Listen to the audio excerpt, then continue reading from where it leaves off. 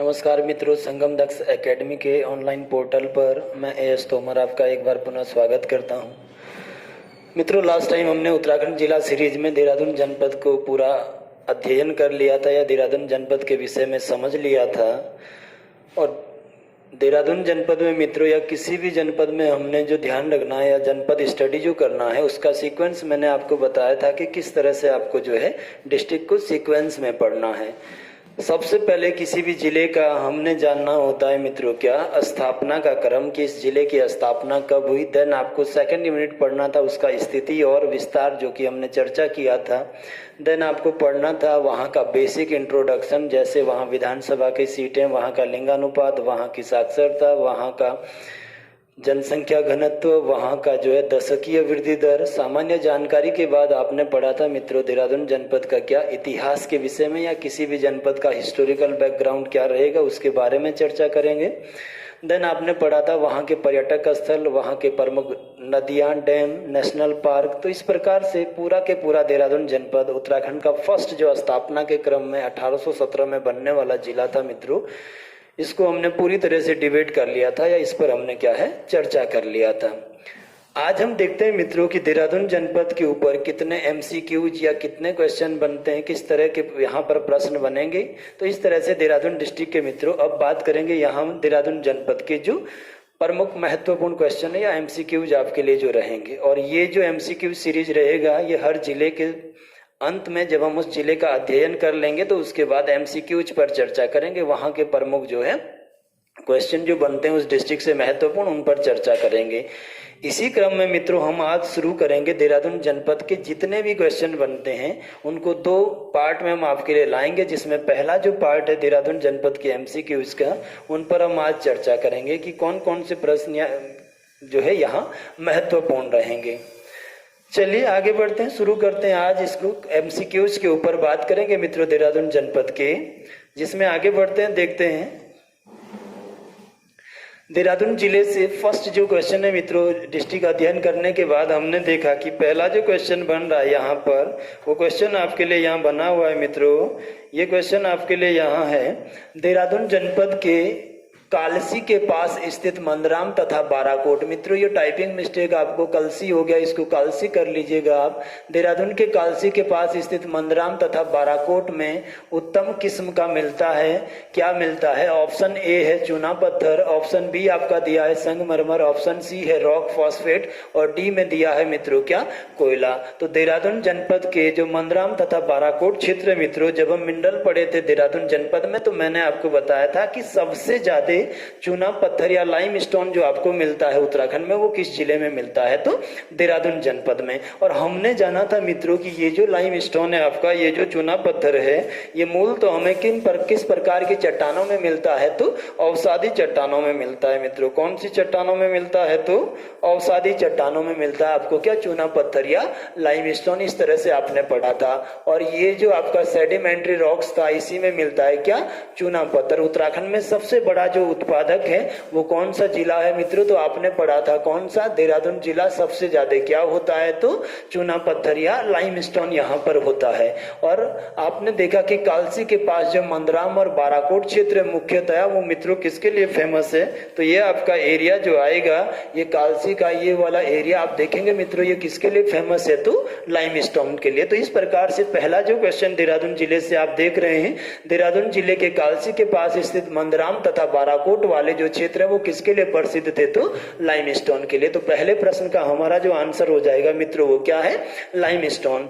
आगे बात करेंगे संगमरमर की मित्रों, तो ये इसी का जो परिवर्तित रूप होता है वो क्या है? संगमरमर, जो कि मेटामॉर्फिक रॉक में मैंने आपको बताया था।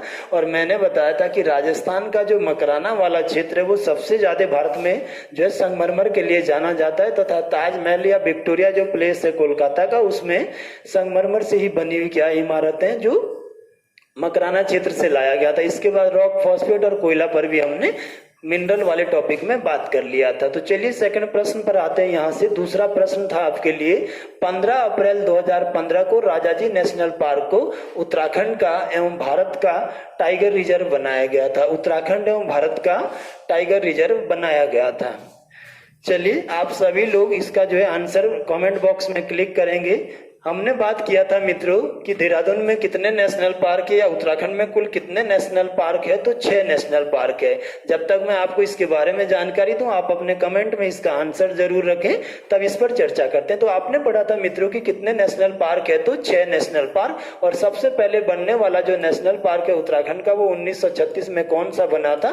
कॉर्बेट नेशनल पार्क बना था। कौन सा मित्रों? तो कॉर्बेट नेशनल पार्क का स्थापना हुआ था। कब? 1936 में, है ना। इसके बाद आगे बढ़े तो हमने देखा कि लास्ट जो नेशनल पार्क आपने बनाया वो 1989 में किसको बनाया था? तो गंगोत्री को बनाया था, जो कि 2390 वर्ग किलोमीटर के साथ उत्तराखंड का क्या है? सबसे बड़ा क्या था?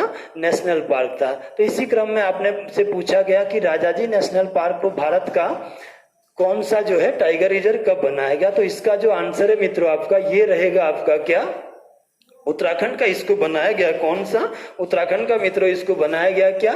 दूसरा टाइगर रिजर्व 15 अप्रैल 2015 को। और भारत का बनाया गया कौन सा? 48वां। उत्तराखंड का दूसरा और भारत का 48वां टाइगर रिजर्व बना मित्रों। कौन सा? राजाजी कितने को? 15 अप्रैल 2015 को। आप देखेंगे कि ये जो कर्नाटक राज्य है मित्रों, दक्षिण भारत का जो ये कर्नाटक आपका राज्य आपको मिलेगा, कर्नाटक राज्य ये जो आपका है, कर्नाटक राज्य में यहाँ पर कुद्रेमुख टाइगर रिजर्व बनाया गया था मित्रों। कुद्रेमुख को बनाया गया था, इसके साथ 48वां दोनों को घोषित किया गया था। और कुद्रेमुख की अगर बात करेगा मित्रों, तो ये भारत में पश्चिमी घाट की सबसे ऊंची चोटी है। किसकी सबसे ऊंची चोटी है? तो पश्चिमी घाट। पश्चिमी घाट जो कि 1600 किलोमीटर लंबी क्या है? माउंटेन मैसिव है मित्रों। कितना लंबा है? 1600 किलोमीटर। और हिमालय के बाद इंडिया का दूसरा सबसे बड़ा माउंटेन रेंज है। और कुद्रेमुख इसकी सबसे ऊंची चोटी बनती है। किसकी? पश्चिमी घाट की। तो कुद्रेमुख टाइगर रिजर्व को राजाजी के साथ इन दोनों को ही 48वां टाइगर रिजर्व बनाया गया। कब? 15 अप्रैल 2015 को। इस प्रकार से उत्तराखंड का दूसरा तथा भारत का कौन सा टाइगर रिजर्व बना? ये तो भारत का बना। कौन सा? 48वां। थोड़ा सा समझते हैं टाइगर रिजर्व के विषय में मित्रों, जानते हैं टाइगर रिजर्व किस तरह से घोषित होते हैं, कब कब इनकी स्थापना का क्या क्या सीक्वेंस रहता है, क्या क्या टाइगर के संबंधित भारत में प्रश्न बनाए जाते हैं। चलिए इस पर बात कर लेते हैं। देखो यहाँ पर हम टाइगर रिजर्व की बात कर रहे थे मित्रों। तो टाइगर रिजर्व जो होते हैं, ये जो टाइगर रिजर्व आपके होते हैं, टाइगर रिजर्व की पहली घोषणा करी गई भारत में 1 नवंबर 1973 को। भारत में ये जो टाइगर परियोजना इनकी शुरुआत की गई। और इस समय भारत में प्रधानमंत्री है श्रीमती इंदिरा प्रियदर्शनी गांधी, जिन्होंने इसके 2 साल बाद ही भारत में पहली बार क्या लगाया था? 21 महीने का इमरजेंसी लगाया था, जो तीसरी बार लगा था। और आज तक 3 बार ही इसका प्रयोग किया गया। इन्होंने शुरू किया था भारत में क्या? टाइगर प्रोजेक्ट मित्रों। और ये टाइगर प्रोजेक्ट कब शुरू हुआ था? तो 1 नवंबर 1973 से। और कहां से हुआ था? तो उत्तराखंड का। उत्तराखंड का आपका जो बनता है कौन सा नेशनल पार्क? तो उत्तराखंड से ये शुरू हुआ था। कब? कॉर्बेट नेशनल पार्क से 1 नवंबर 1973 को। ठीक है ना। इसके बाद आगे बढ़ते हैं यहाँ से, तो देखते हैं। अब मित्रों आपके लिए पूछा जाता है कि बताओ विश्व जो टाइगर डे बाघ दिवस कब मनाया जाता है? तो बाघ दिवस की जो घोषणा हुई मित्रों, बाघ दिवस मनाया जाता है कितने जुलाई को? 29 जुलाई को। कितने जुलाई को मित्रों? 29 जुलाई को। देखिएगा 29 जुलाई 2010 का दिन था। कब? 29 जुलाई 2010। और इस दिन से आपने विश्व में बाघ दिवस को या टाइगर डे को मनाने का घोषणा किया था। इस दिन रूस के सेंट पीटर्सबर्ग में दुनिया के देशों का मित्रों समिट होता है। कहां पर? रूस के सेंट पीटर्सबर्ग शहर में। और इस सेंट पीटर्सबर्ग में दुनिया के जब देश एकत्र होते हैं तो ये बात करते हैं कि 2 वर्ष 2022 तक हम पूरे विश्व में बाघों की संख्या को कितना करेंगे? दुगना करेंगे। ऐसा कब हुआ? 29 जुलाई 2010 को। और उसी दिन से मित्रों ये घोषणा किया गया कि आज के उपरांत प्रत्येक वर्ष 29 जुलाई को किस रूप में मनाया जाएगा? तो टाइगर डे के रूप में मनाया जाएगा। तो कब घोषणा हुआ था? 2010। और यहीं से आपने जो है टाइगर दिवस या बाघ दिवस मनाने का घोषणा किया। अब देखो भारत में बाघों की जो गणना के लिए एजेंसी बनी है मित्रों, इसको कहते हैं आप क्या? एनटीसीए। क्या कहते हैं मित्रों? तो NTCA, national tiger conservation authority की स्थापना किया गया। और ये एनटीसीए बनाया गया मित्रों कब? 2006 में। कब बनाया गया? 2006 में एनटीसीए की स्थापना किया गया। इसके एनटीसीए के तहत हम देखेंगे कि उत्तराखंड में अभी कितने टाइगर रिजर्व हैं? तो 2। और भारत में कुल कितने मित्रों? तो 52 टाइगर रिजर्व है। कितने टाइगर रिजर्व है? तो 52 टाइगर रिजर्व है। और अभी लास्ट जो आपने बनाया मित्रों, ये राजस्थान में आपने बनाया अंतिम जो 52वां रामगढ़ विषधारी टाइगर रिजर्व। कौन सा? रामगढ़ विषधारी टाइगर रिजर्व बनाया गया मित्रों कब? 2022 में। अभी कितने भारत में? 52। ये जो योजना शुरू हुई 1 नवंबर 1973 को शुरू हुआ मित्रों प्रोजेक्ट टाइगर। अब हम देखते हैं, चलिए तो यहां से आगे बढ़ते हैं। नेक्स्ट हम देखते हैं यहां से,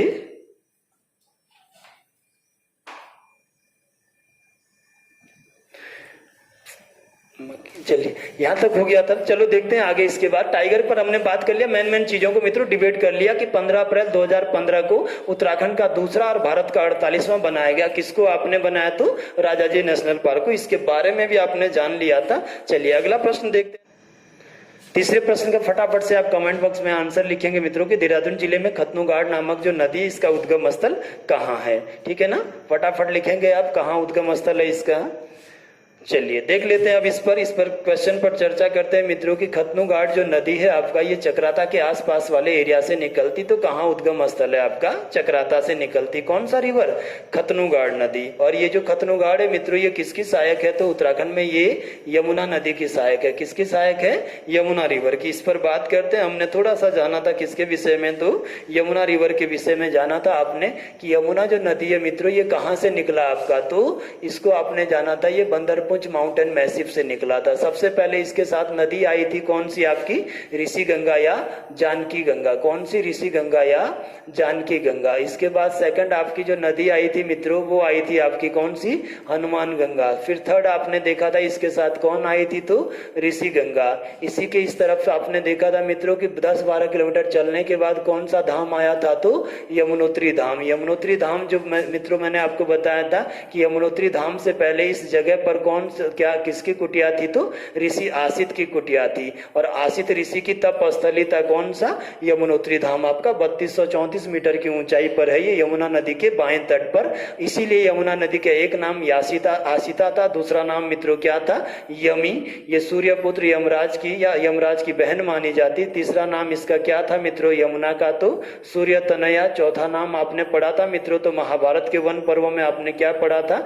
कालिंदी नदी। पांचवा आपने इसका लेंथ देखा था तो कितना था मित्रों? 136 किलोमीटर बहती है। और इस लेंथ के साथ उत्तराखंड की 7वीं या 8वीं सबसे लंबी नदी कौन है मित्रों? तो यमुना। उत्तराखंड में सबसे लंबी बहती है Kali 252, then Bhagirathi 205, then Alaknanda 195, then मित्रों कोसी 168, देन आपका पश्चिमी रामगंगा 155, देन आपका जो है टोंस नदी 148, देन आपका सरयू 146, देन आपका यमुना नदी 136 किलोमीटर। अब ये नदी आगे बढ़ा था मित्रों। पहली कौन सी है? ऋषि गंगा, जानकी गंगा। दूसरा कौन सा था? इसके बाद हनुमान गंगा। तीसरा कौन सा था? कमलगाड़ पुरोला इसके तट पर था। हुडोली गुफा इस पर था।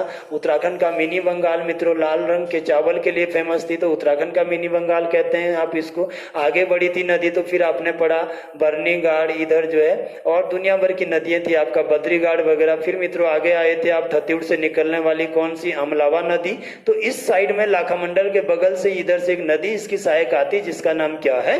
खतनुगाड़। और ये कहां से निकलती? तो चक्राता के आसपास से। किसकी सहायक थी मित्रों? तो यमुना नदी की। इस तरह से आपने देखा कि खतनुगाड़ जो नदी है वो किसका सहायक है? तो यमुना रिवर का। बाकी पूरा के पूरा आप रिवर सिस्टम में जानते हैं कि लखवाड़ डैम कौन कौन सी चीजें थी वो बाद में बात करेंगे, पूरा डिस्ट्रिक्ट सीरीज में आपको पता है। चलिए अगले प्रश्न पर चलते हैं। यहां से नेक्स्ट प्रश्न की बात कर लेते हैं मित्रों। इसके बाद अगला जो प्रश्न है आपका उस पर चर्चा करते हैं। नेक्स्ट क्या दिया हुआ है आपके लिए? अगला प्रश्न है आपके लिए मित्रों दिया हुआ नेक्स्ट है अखिल भारतीय आयुर्विज्ञान संस्थान। अखिल भारतीय जो आयुर्विज्ञान संस्थान है आपका एम्स है जो all India institute of medical science जिसको आप कहते हैं मित्रों एम्स को, ये ऋषिकेश में इसकी स्थापना कब की गई? फटाफट से अपने आंसर कमेंट में टाइप करिएगा कि यह एम्स जो ऋषिकेश में बना मित्रों ये कब स्थापित किया गया। तो आपके लिए प्रश्न क्या है? All India institute of medical science इसकी स्थापना कब की गई? फटाफट से अपने आंसर टाइप करिएगा। फिर इस क्वेश्चन पर चर्चा करते हैं कि कब यह स्थापित हुआ, किस किस प्रकार से जो है ऋषिकेश एम्स के बारे में जानते हैं। चलिए शाबाश फटाफट लिखिएगा। चलिए देखते हैं नेक्स्ट इसका जो आंसर है मित्रों। अब बात कर लेते हैं इस पर कि ये जो रहा आपका ये कब बना, तो इसकी स्थापना मित्रों, इसकी जो नींव डाली गई थी, इसको जो स्थापित किया गया था, ये आपने किया था कब? 1 फरवरी 2004 को। और फिर मित्रों ये इसमें समझ लीजिएगा कि ये 2012 में बनकर तैयार हुआ और फिर 2012 में ये जो गुलाम नबी आजाद जी है, कांग्रेस के जो रहे हैं गुलाम नबी आजाद, जम्मू कश्मीर क्षेत्र से बिलोंग करते हैं, इन्होंने इसका क्या था? उद्घाटन किया था। फाइनली काम करना इसने कब शुरू किया था? तो 2012 में, जबकि स्थापना या नींव इसकी डाली गई थी कब? 1 फरवरी 2004 को। किसकी? एम्स की। कहा मित्रों? तो ऋषिकेश में। इसीलिए प्रश्न आपके लिए डाउट बना रहता है कि 2004 में ये रहता है आपका और 2012 भी यहाँ आंसर दिया रहता है। चलिए अगले प्रश्न पर चलते हैं, इसके बाद नेक्स्ट पर बात कर लेते हैं। विकास नगर बड़कोट जो नेशनल हाईवे है, इसका नया नाम क्या कर दिया गया है? विकास नगर बड़कोट नेशनल हाईवे मित्रों इससे पहले जाना जाता था किस नाम से? तो NH 123 123 के नाम से जाना जाता था। अब इनके नाम परिवर्तित हो गए, तो अभी वर्तमान में ये किस रूप में या किस क्या जाना जाता है? तो इसका जो अभी नाम है वो आपके लिए क्या बनेगा मित्रों? नेक्स्ट तो ये आपका हो जाएगा क्या? NH 507 क्या हो जाएगा? नेशनल हाईवे 507 इसका नया नाम हो गया। किसका? विकास नगर बड़कोट नेशनल हाईवे का। चलिए आगे बढ़ते हैं, नेक्स्ट बात करते हैं अगले प्रश्न पर। अगला जो प्रश्न है मित्रों वो आपका करंट इवेंट से भी संबंधित है और कई बार उत्तराखंड की परीक्षाओं में पूछा गया है कि उत्तराखंड राज्य निर्वाचन आयोग का प्रथम निर्वाचन आयुक्त कौन था? कौन था इलेक्शन कमिश्नर इसका, या इसका पहला जो है राज्य निर्वाचन आयोग का? तो इसमें आप देखिएगा मित्रों ये जो है आपका चंद्रशेखर भट्ट, राकेश राजपूत, दुर्गेश जोशी या वीरेंद्र दीक्षित। इस प्रश्न का जो सही आंसर है आपका वो क्या है? दुर्गेश जोशी है। कौन रहे हैं? दुर्गेश जोशी। और लास्ट टाइम अभी जो पेपर हुआ है स्टेनोग्राफर या कनिष्ठ सहायक में मित्रों रिपीट आपका ये क्वेश्चन है कि उत्तराखंड के पहले निर्वाचन आयुक्त कौन थे।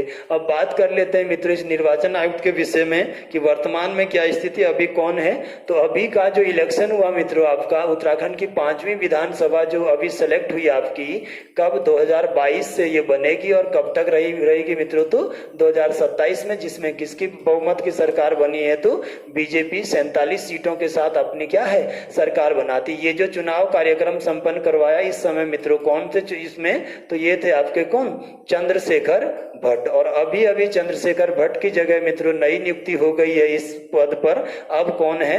सौजन्या जी बनी हुई है। कौन बनी है इस समय इलेक्शन कमिश्नर आपके उत्तराखंड की? तो सौजन्या की नियुक्ति हुई है। कहां पर? इस पद पर। तो अभी कौन है? सौजन्या। इससे पहले मित्रों जो इलेक्शन हुआ वो किसने करवाए?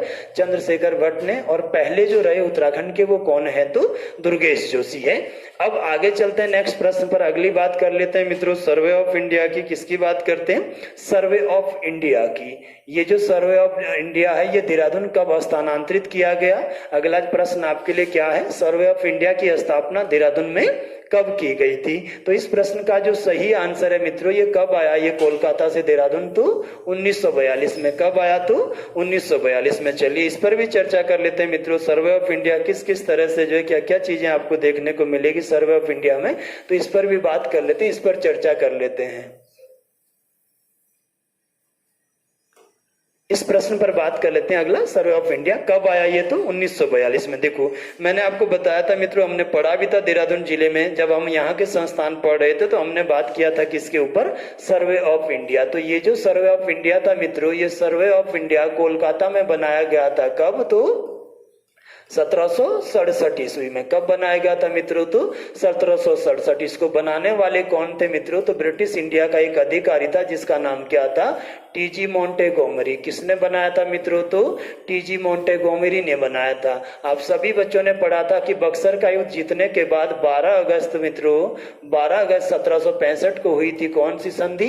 इलाहाबाद की। 2 संधियां हैं, एक 12 अगस्त को, एक 15 अगस्त को। मॉडर्न इंडिया में देख लेंगे। इसमें 12 अगस्त को ही कौन सी? इलाहाबाद की संधि मित्रों। और इसी संधि के तहत पहली बार अंग्रेजों को यह पावर दिया गया कि वो भारत में क्या है? अपने शासन की स्थापना करें। यानी कि बंगाल राज्य जो था मित्रों यहाँ पर टैक्स वसूल करने की जो जिम्मेदारी दी गई थी इस बंगाल राज्य में पूरी की पूरी, वो किसको दी? अंग्रेजों को। और यहीं से जीएस में क्वेश्चन आता है कि अंग्रेजों ने भारत में अपना शासन कब से शुरू किया मित्रों, कि कब से शासन चलाया? तो यही वो समय था 1765 का, जब इन्होंने भारत में अपने शासन की शुरुआत की। इससे पहले ये भारत के साथ ट्रेड करते हैं। चलिए अब आगे बढ़ते हैं मित्रों। तो जब ये आपने अंग्रेजों को 1265 में भारत में शासन करने का अधिकार दिया मित्रों, तो इनके पास कर या टैक्स वसूल करने का कोई भी प्रॉपर ऐसा डाटा नहीं था जिससे ये बंगाल राज्य के विषय में जानकारी प्राप्त करते कि किस किसान के पास या किस जमींदार के पास या किसके पास कितना एग्रीकल्चर लैंड है। उसी के लिए इन्होंने बनाया मित्रों कब 1767 में आपका क्या सर्वे ऑफ इंडिया की स्थापना किया बंगाल का सर्वे करने के लिए, ताकि वो टैक्स आसानी से लगा सके। ऐसा मैंने आपको वहां भी बताया था जो लेक्चर आपने देखा था। अब देखो मित्रों, जब ये बन गया तो किसने बनाया? टीजी मोंटेगोमेरी में। और पहला जो सर्वेयर था मित्रों जिसने सर्वे करवाया, या आप वर्तमान में पटवारी कह लीजिए, वो सर्वेयर कौन थे? मिस्टर रेनेल साहब थे। कौन थे? मिस्टर रेनेल। फिर इसी से जुड़े थे कौन आपके? आपने देखा था कि जॉर्ज एवरेस्ट भी इसी से जुड़े थे। आगे जॉर्ज एवरेस्ट ने माउंट एवरेस्ट की ऊंचाई बताई थी 8,848 मीटर 1852 में, और मसूरी में 1832 में मसूरी इन द स्टेट नाम से घर बनाया था। आपने सब देख लिया था। तो ये जो इसका हेड ऑफिस है मित्रों, ये जो इसका मुख्यालय है, ये कब शिफ्ट हुआ था कोलकाता से देहरादून? तो ये आया था कब? 1942 में। और यही आपके लिए प्रश्न पूछ रहा था कि सर्वे ऑफ इंडिया देहरादून में कब स्थानांतरित हुआ? तो कब आया मित्रों? 1942 में। कोलकाता में कब बना? 1767। संस्थापक कौन था? टीजी मोंटेगोमरी। 12 अगस्त 1767 को क्या हुई? इलाहाबाद की संधि, जिसके तहत अंग्रेजों ने भारत में पहली बार इनके शासन की नींव डाली थी। चलिए आगे बढ़ते हैं। नेक्स्ट अगला बात करते हैं अगला क्वेश्चन पर। नेक्स्ट है मित्रों, देहरादून के जाखन में किन किन नदियों का संगम होता है? ये जो जाखन है मित्रों देहरादून का, देहरादून मसूरी जो नेशनल हाईवे आपका पड़ता है उसमें आपका जाखन है मित्रों। ये जाखन में किन किन दो नदियों का संगम होता है? चलिए इस पर भी चर्चा करते हैं नेक्स्ट प्रश्न पर कि जाखन में कौन कौन सी नदियां आकर मिलती है। फटाफट आपको यदि पता हो तो कमेंट में टाइप करें कि कौन कौन सी नदियां यहाँ पर आपस में क्या करती है?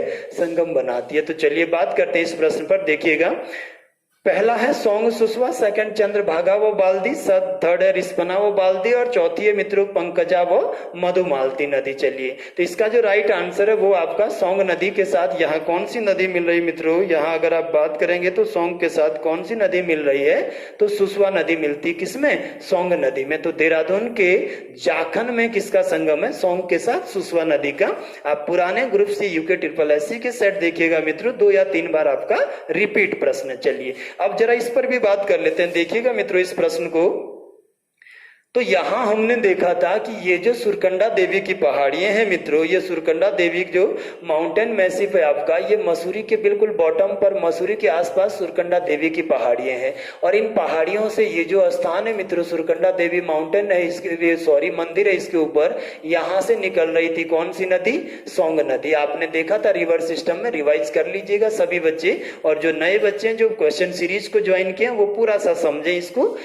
यहां से सोंग रिवर निकला मित्रों तो हम पहुंच गए माल देवता में। कहां पहुंच गए? माल देवता। और माल देवता की अगर बात करेंगे तो देहरादून और टिहरी गढ़वाल जिले के बाउंड्री पर है। माल देवता में सामने से आती कौन सी नदी मित्रों? बाल्दी नदी। और वो संगम बनाती किसके साथ? सोंग नदी के साथ। माल देवता में ये बाल्दी रिवर मित्रों आप सभी बच्चों को पता है इसी पर बना हुआ है उत्तराखंड का सबसे विशाल जलप्रपात सहस्त्रधारा झरना। माल देवता में आपने देखा थी कि त्रिवेंद्र सिंह रावत ने मित्रों 2020 में एक बांध बनाने की बात किया, और वो कौन सा डैम है? तो सोंग बांध। कहां बन रहा है मित्रों? माल देवता में। माल देवता में भी सोंदना गांव है पर्टिकुलर, उस जगह पर बन रहा है मित्रों कौन सा डैम? Song dam. कितना ऊंचा है ये? तो 130 मीटर का ऊंचा डैम है और 10 मेगावाट की ये बिजली बनाएगा। मुख्य उद्देश्य है, देहरादून की पॉपुलेशन बहुत तेजी से इंक्रीज हो रहा है, तो आगे के 50 वर्षों के लिए देहरादून के लिए क्या है? जल आपूर्ति को पूरा करना, इसी के लिए बनाया गया है ये। चलिए अब बात करते हैं मित्रों, सोंग डैम जब यहाँ पर बन गया तो यहाँ से नदी फिर आगे बढ़ी। कौन सी नदी है ये? सोंग नदी। और हम पहुंच गए मित्रों कहां? राजपुर रोड के आसपास वाले एरिया में, जाखन में। और इसी जाखन में सामने से एक नदी आती है मित्रों, इसको कहते हैं आप क्या? सुसवा नदी। सुसवा नदी का उद्गम पूछेगा आपको कभी भी तो कारगी क्षेत्र है देहरादून का। कौन सा क्षेत्र है मित्रों? तो कारगी क्षेत्र है। और यहां से कौन सी नदी आई? सुसवा। जाखन में आके किस में मिल गई? तो सोंग नदी में। कई सारी पुस्तकें आपको सुसवा नदी को आगे बताती है, लेकिन मैक्सिमम बुक अगर आप ऑथेंटिक बुक्स देखेंगे तो इससे आगे की जो बात करेंगे मित्रों वो कौन सा है आपका? तो इससे आगे की यदि आप बात करेंगे तो कौन सी नदी है, इसके बाद सोंग नदी आगे बढ़ी थी मित्रों। तो जाखन जो प्रश्न में छपा हुआ था किसके संगम पर है, वो आपका सोंग और सुसवा के है। फिर आप नाला पानी में पहुंचे थे मित्रों, यहाँ पर नदी आती थी कौन सी, नाला पानी नदी। कर्नल जिलेस्पी की समाधि है, गोरखा सेनापति बलभद्र थापा की समाधि, खलंगा का बैटल यहीं पर हुआ था 30 नवंबर 1814 को। फिर आगे गए आप डोईवाला पहुंचे, यहाँ पर मित्रों आपने सूर्योधार बांध बना रहे हैं आप, इसकी भी घोषणा किसने किया था, त्रिवेंद्र सिंह रावत ने कब किया था, 2020 के नवंबर के महीने में। सूर्योधार का अभी जो नाम है मित्रों वो स्वर्गीय गजेंद्र दत्त नैथानी के नाम पर रखा गया है। क्या, गजेंद्र दत्त नैथानी डैम। और ये गजेंद्र दत्त नैथानी मित्रों आरएसएस जो आप बोलते हैं, राष्ट्रीय स्वयंसेवक संघ, इसके जो है प्रमुख व्यक्तित्व रहे। पौड़ी गढ़वाल में इनका जन्म हुआ है। यहां से आगे बढ़े तो ये सोंग मित्रों जाके किसमें मिल गई थी, गंगा नदी में। और रायवाला के पास ही कांसरो यहाँ पर ताल बना हुआ था, ये आप सब जान भी चुके। तो ये पूरा के पूरा इसका आपका देहरादून में जाखन में किन नदियों का संगम है, तो ये कंप्लीट हो गया प्रश्न आपका। चलिए नेक्स्ट प्रश्न पर देखते हैं। अगला प्रश्न है मित्रों, नेक्स्ट इसने पूछा है कि ये जो प्रोफेसर खड़ग सिंह वाल्दिया थे मित्रों, ये जो खड़ग सिंह वाल्दिया आपके भूगर्भ शास्त्रवेत्ता जो है, जितने भी मिनरल रहे मित्रों उत्तराखंड के तथा भारत में भी मैक्सिमम जो मिनरल रहे हैं, उन सभी के मैक्सिमम खोज का श्रेय जाता है किसको, खड़ग सिंह वाल्दिया को। तो भारत सरकार ने इन्हें शांति स्वरूप भटनागर पुरस्कार कब दिया था, क्वेश्चन आपके लिए ये बनता है। पहली बात तो मित्रों जानते हैं कि खड़ग सिंह वाल्दिया जो है, इनका जन्म कहाँ हुआ था, कालो म्यांमार में हुआ था। कहाँ हुआ था मित्रों, कालो म्यांमार में 1937 के आसपास। फिर आप जानेंगे कि इनका जो एजुकेशन है उत्तराखंड से हुआ, और फिर इन्होंने पीएचडी जो किया भूगर्भ शास्त्र में वो लखनऊ यूनिवर्सिटी से किया था मित्रों, किसने, खड़ग सिंह वाल्दिया ने। 1970 से 80 तक मित्रों ये जो आपका संस्थान रहा जिसको आपने पढ़ा मित्रों, Wadia institute of Himalayan geology. क्या आपने पढ़ा था, Wadia institute of Himalayan geology. उस Wadia institute of Himalayan geology में मित्रों इन्होंने अपनी क्या है, सेवाएं दी थी। क्या दी थी, तो सेवाएं। अब जरा बात कर लेते हैं इनके बारे में, देखो जरा समझिए इसके विषय में। ये मित्रों आपने बनाया देहरादून में कौन सा संस्थान, Wadia institute of Himalayan geology. कौन सा मित्रों, तो वाडिया इंस्टीट्यूट, ये इन्हीं के नाम पर, ये इनसे पहले इनकी स्थापना हो गई थी मित्रों, किसकी, वाडिया इंस्टीट्यूट की। सबसे पहले आपने पढ़ा था, या आप देखेंगे कि ये वाडिया इंस्टीट्यूट कब 1968 में मित्रों दिल्ली यूनिवर्सिटी के अंतर्गत इसकी स्थापना होती, डीयू के अंतर्गत, और भूगर्भ शास्त्र की एक शाखा के अंतर्गत प्रोफेसर या सर दारोसा नौसेरा वाडिया के द्वारा। वाडिया साहब का डेथ हो गया मित्रों कब, 1975 या 76 के आसपास। और फिर इस समय इसका जो ऑफिस है वो दिल्ली से आपने कहां शिफ्ट किया, तो अब देहरादून में बनाया मित्रों आपने क्या, Wadia institute of Himalayan geology. आप देखेंगे अभी भी तो ये लगभग जो है बल्लीवाला के आसपास आपका मिलेगा क्या, वाडिया इंस्टीट्यूट। मुख्य उद्देश्य है मित्रों इस संस्थान का,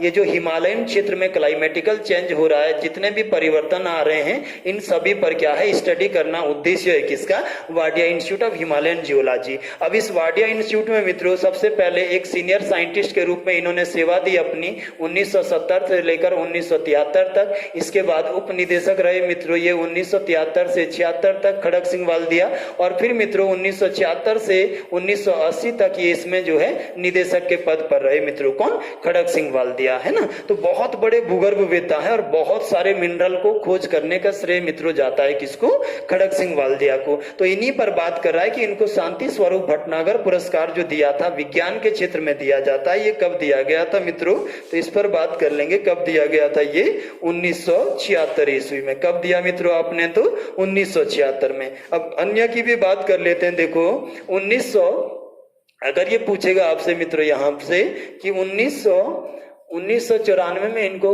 राष्ट्रीय खनन अवार्ड दिया गया। फिर 2006-7 में जब मित्रों भारत में राष्ट्रपति होते हैं एपीजे अब्दुल कलाम साहब, तो इनको पद्म श्री सम्मान से नवाजा गया। फिर मित्रों जब प्रणब मुखर्जी रहेंगे तो 2015 के आसपास पद्म भूषण आप देंगे। फिर आप देखेंगे 2015 में ही अपनी आत्मकथा लिखेंगे, ये पथरीली पगडंडियों पर रहा। कौन सी मित्रों, तो पथरीली पगडंडियों पर रहा। कौन सी, पथरीली पगडंडियों पर रहा। इसके बाद मित्रों देखेंगे कि सितंबर दिसंबर 2020 में कोरोना की वजह से डेथ हो जाएगा किसका, खड़क सिंह वाल्दिया का। तो आपने इस पर चर्चा भी कर लिया था और एमसीक्यूज भी लगा लिए कि कौन थे, खड़क सिंह वाल्दिया। चलिए नेक्स्ट प्रश्न पर आगे बढ़ते हैं, यहाँ से अगली बात कर लेते हैं। नेक्स्ट मित्रों जो प्रश्न है आपके लिए वो था आपका नेक्स्ट ये था कि देहरादून जिले का क्षेत्रफल उत्तराखंड के कुल क्षेत्रफल का कितना प्रतिशत है मित्रों। यदि आप उत्तराखंड के एरिया को, उत्तराखंड के क्षेत्रफल को 100% मानेंगे तो उसमें देहरादून का एरिया या देहरादून का जो क्षेत्रफल है उसका कितना जो है, कितना परसेंट है टोटल उत्तराखंड का, ये क्वेश्चन मित्रों आपके लिए पूछा गया। फटाफट से लिखिए जरा इसके बारे में कि कितना है ये। चलिए अब देखिएगा इसका जो राइट आंसर है मित्रों ये क्या है, 5.77%। क्या है इसका सही जो आंसर है आपका, वो क्या है, 5.77% ये कवर करता है कहाँ का, पूरे उत्तराखंड का। इस पर देख लेते हैं मित्रों, उत्तराखंड का जो क्षेत्रफल है, वैसे तो बिल्कुल इजी चीजें हैं, ये सभी चीजें आपको आना चाहिए। उत्तराखंड का कुल क्षेत्रफल है मित्रों वो कितना है, 53,483 वर्ग किलोमीटर। कितना है तो 53,483 वर्ग किलोमीटर। कितना, 53,483। अगर आप देहरादून के परसेंटेज इसमें निकालेंगे तो देहरादून का जो एरिया है मित्रों वो कितना है, 3,088 वर्ग किलोमीटर है, ठीक है ना। अब आप इसका परसेंटेज में निकालेंगे तो ये लगभग इसका कितना निकलेगा, 5.77% के आसपास। तो इसका जो उत्तराखंड का टोटल निकलता है वो कितना है, तो 5.77%। नेक्स्ट आगे बढ़े, यहां से अगली क्वेश्चन की बात कर लेते हैं।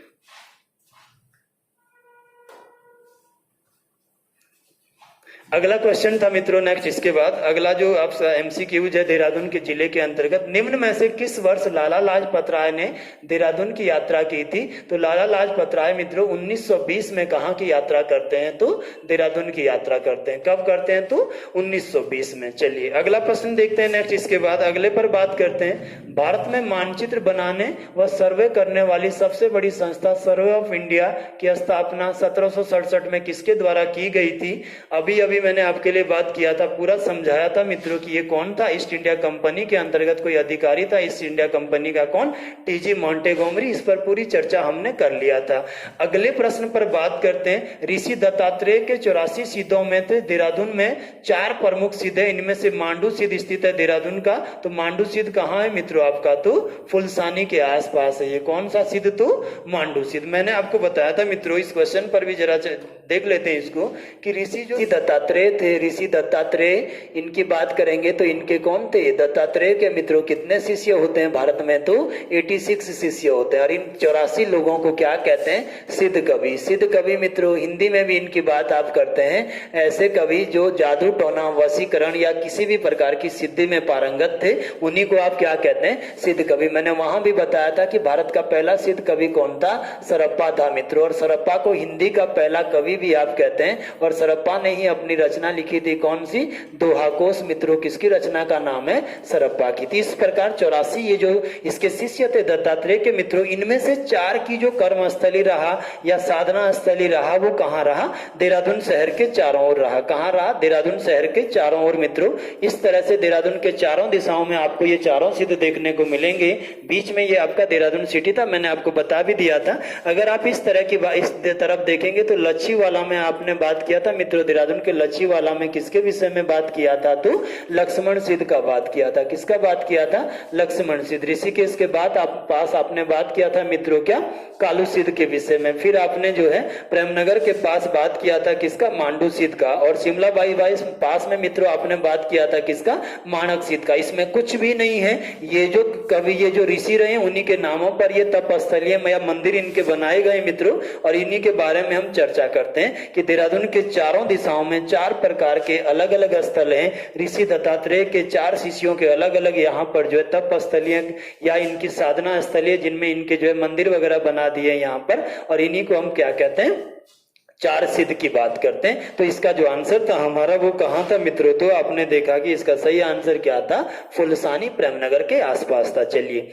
अगले प्रश्न पर बात करते हैं। अगला क्वेश्चन आपके लिए कह रहा है कि निम्नलिखित में से कौन सा आंकड़ा देहरादून जिले से संबंधित नहीं है। क्या कह रहा है मित्रों, संबंधित नहीं है। पहला आपके लिए बोला गया है कि यहाँ कुल 767 गांव है यहाँ, और छावनी परिषद 4 है देहरादून में। सेकंड आपके लिए कह रहा है आपको वो छांटना है जो नहीं है मित्रों। इसमें देहरादून में 7 तहसीलें हैं और नगर पालिका परिषद 4 है मित्रों। कौन से? नगर पालिका परिषद, नगर निगम नहीं है। ब्लॉक देहरादून जिले में 6 है और नगर निगम देहरादून में कितने हैं? 2 है। और विधानसभा क्षेत्र मित्रों यहाँ कितने हैं? 11 है। फटाफट कमेंट टाइप करिएगा कि सही आंसर क्या रहना चाहिए इस वाले प्रश्न का, जल्दी से आप लिखिएगा। चलिए अब चर्चा कर लेते हैं मित्रों इस प्रश्न के ऊपर सबसे पहले कि क्या रहा ये प्रशासनिक ढांचा है देहरादून जिले का, जो आपका नगरीय प्रशासन होता है, उसके ऊपर बात कर लेते हैं कि क्या क्या चीजें हैं, फिर आगे चलते हैं इसके आंसर पर।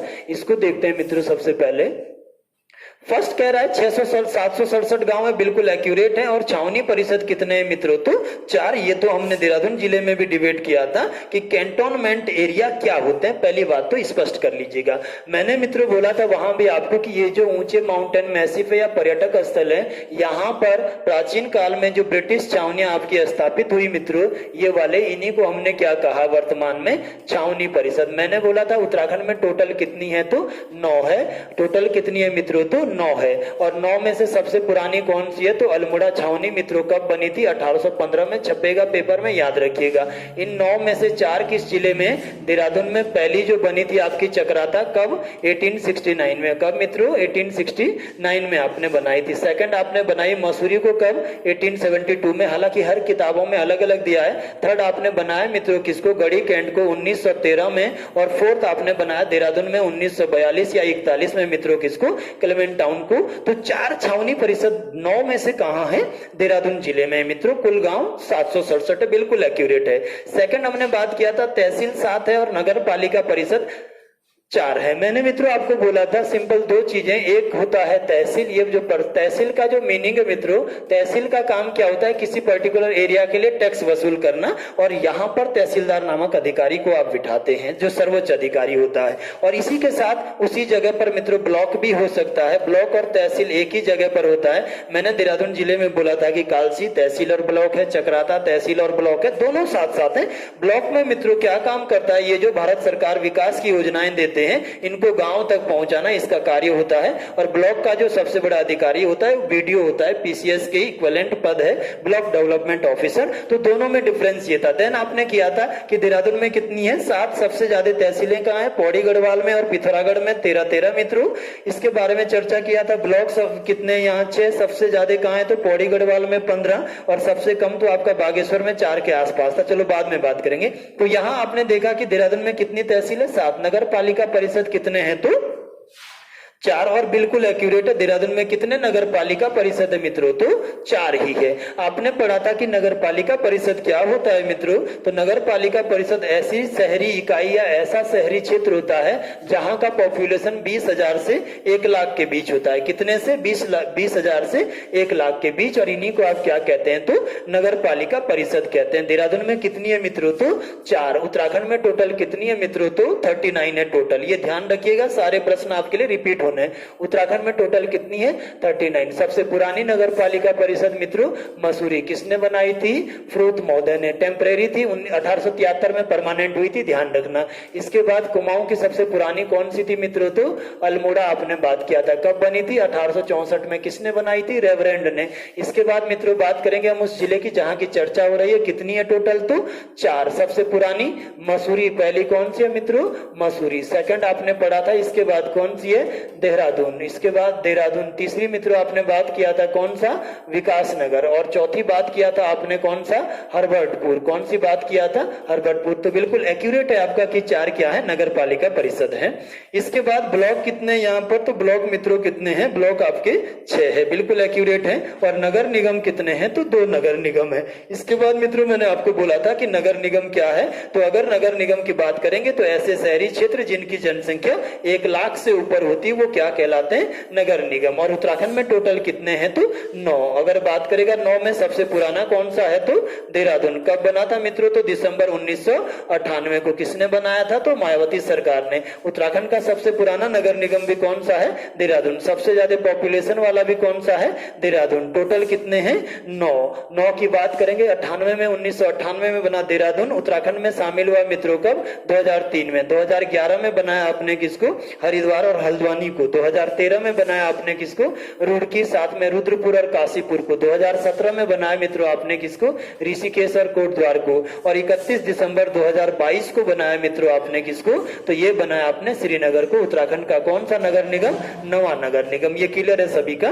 देन आपने देखा कि 2 नगर निगम कहाँ है, तो देहरादून में, और 2 की अगर बात करेंगे मित्रों तो पहला नगर निगम है उत्तराखंड देहरादून जिले का देहरादून, जो कि उत्तराखंड का भी सबसे प्राचीन नगर निगम है, और सेकंड नगर निगम आपने बात किया था मित्रों, दूसरा नगर निगम है कहां, दूसरा जो है ऋषिकेश को बनाया। तो पहला कौन सा है, देहरादून। फर्स्ट नगर निगम कौन सा बनाया आपने, तो देहरादून नगर निगम। कौन सा मित्रों, देहरादून नगर निगम। कब बनाया, ये बनाया आपने 1998 में, यूपी में मायावती सरकार ने उत्तराखंड में शामिल किया आपने इसको, कब, 2003 में। सेकंड नगर निगम बनाया आपने मित्रों किसको, देहरादून का, ऋषिकेश को, और ऋषिकेश को कोटद्वार से पहले घोषित कर दिया था, 7वां नगर निगम बना, और ये बनाया मित्रों आपने कब, 2017 में। बिल्कुल एक्यूरेट है। इसके बाद आगे बढ़ते हैं यहां से। तो अगला विधानसभा क्षेत्र कितने हैं, 11। इस वाले क्वेश्चन में दिक्कत है, ये वाला क्वेश्चन आपका क्या है, गलत दिया गया। विधानसभा के क्षेत्र कितने हैं, तो 10 विधानसभा क्षेत्र है मित्रों, कहां, देहरादून के अंतर्गत। और 10 विधानसभाओं की फटाफट से जरा बात कर लेते हैं कि कौन कौन से 10 विधानसभा क्षेत्र इस देहरादून जिले के अंतर्गत,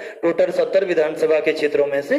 तो पहला विधानसभा क्षेत्र अगर बात करेंगे मित्रों आपको, आप तो पहला विधानसभा क्षेत्र देखेंगे आप, कौन सा, चकराता। कौन सा मित्रों, चकराता। चकराता विधानसभा सीट किसके लिए डेडिकेटेड है, एसटी की। 2 ही सीटें हैं मित्रों, एक चकराता, दूसरी नानक मत्ता Udham Singh Nagar, ST schedule tribes के लिए, जो कि आपने घोषित किया था इनको कब, 1967 में। ठीक है, अगली बात करेंगे मित्रों कौन सी, विकासनगर सीट की। कौन सी, विकासनगर विधानसभा। चकराता से प्रीतम सिंह जी, विकासनगर से मुन्ना सिंह चौहान। तीसरा विधानसभा क्षेत्र यहाँ का कौन सा, सहसपुर। इसमें कौन है मित्रों, अभी तो सहदेव पुंडीर है। चौथी विधानसभा की बात करेंगे मित्रों तो देहरादून सीट जिसको आप बोलते हैं, देहरादून सीट कह लीजिए या गढ़ी कैंट। यहाँ से हरबंस कपूर की पत्नी कौन है, अभी तो सविता कपूर विधायक है हरबंस कपूर की मृत्यु के बाद। 5वीं कौन सी सीट है मित्रों, तो धर्मपुर सीट है। कौन सी सीट है, धर्मपुर। यहाँ से कौन है, विनोद चमोली, मैंने आपको करवा दिया ये पूरा के पूरा। 6ठी अगर सीट की बात करेगा मित्रों तो ये कौन सी है, राजपुर रोड। और राजपुर रोड किसके लिए डेडिकेटेड है, तो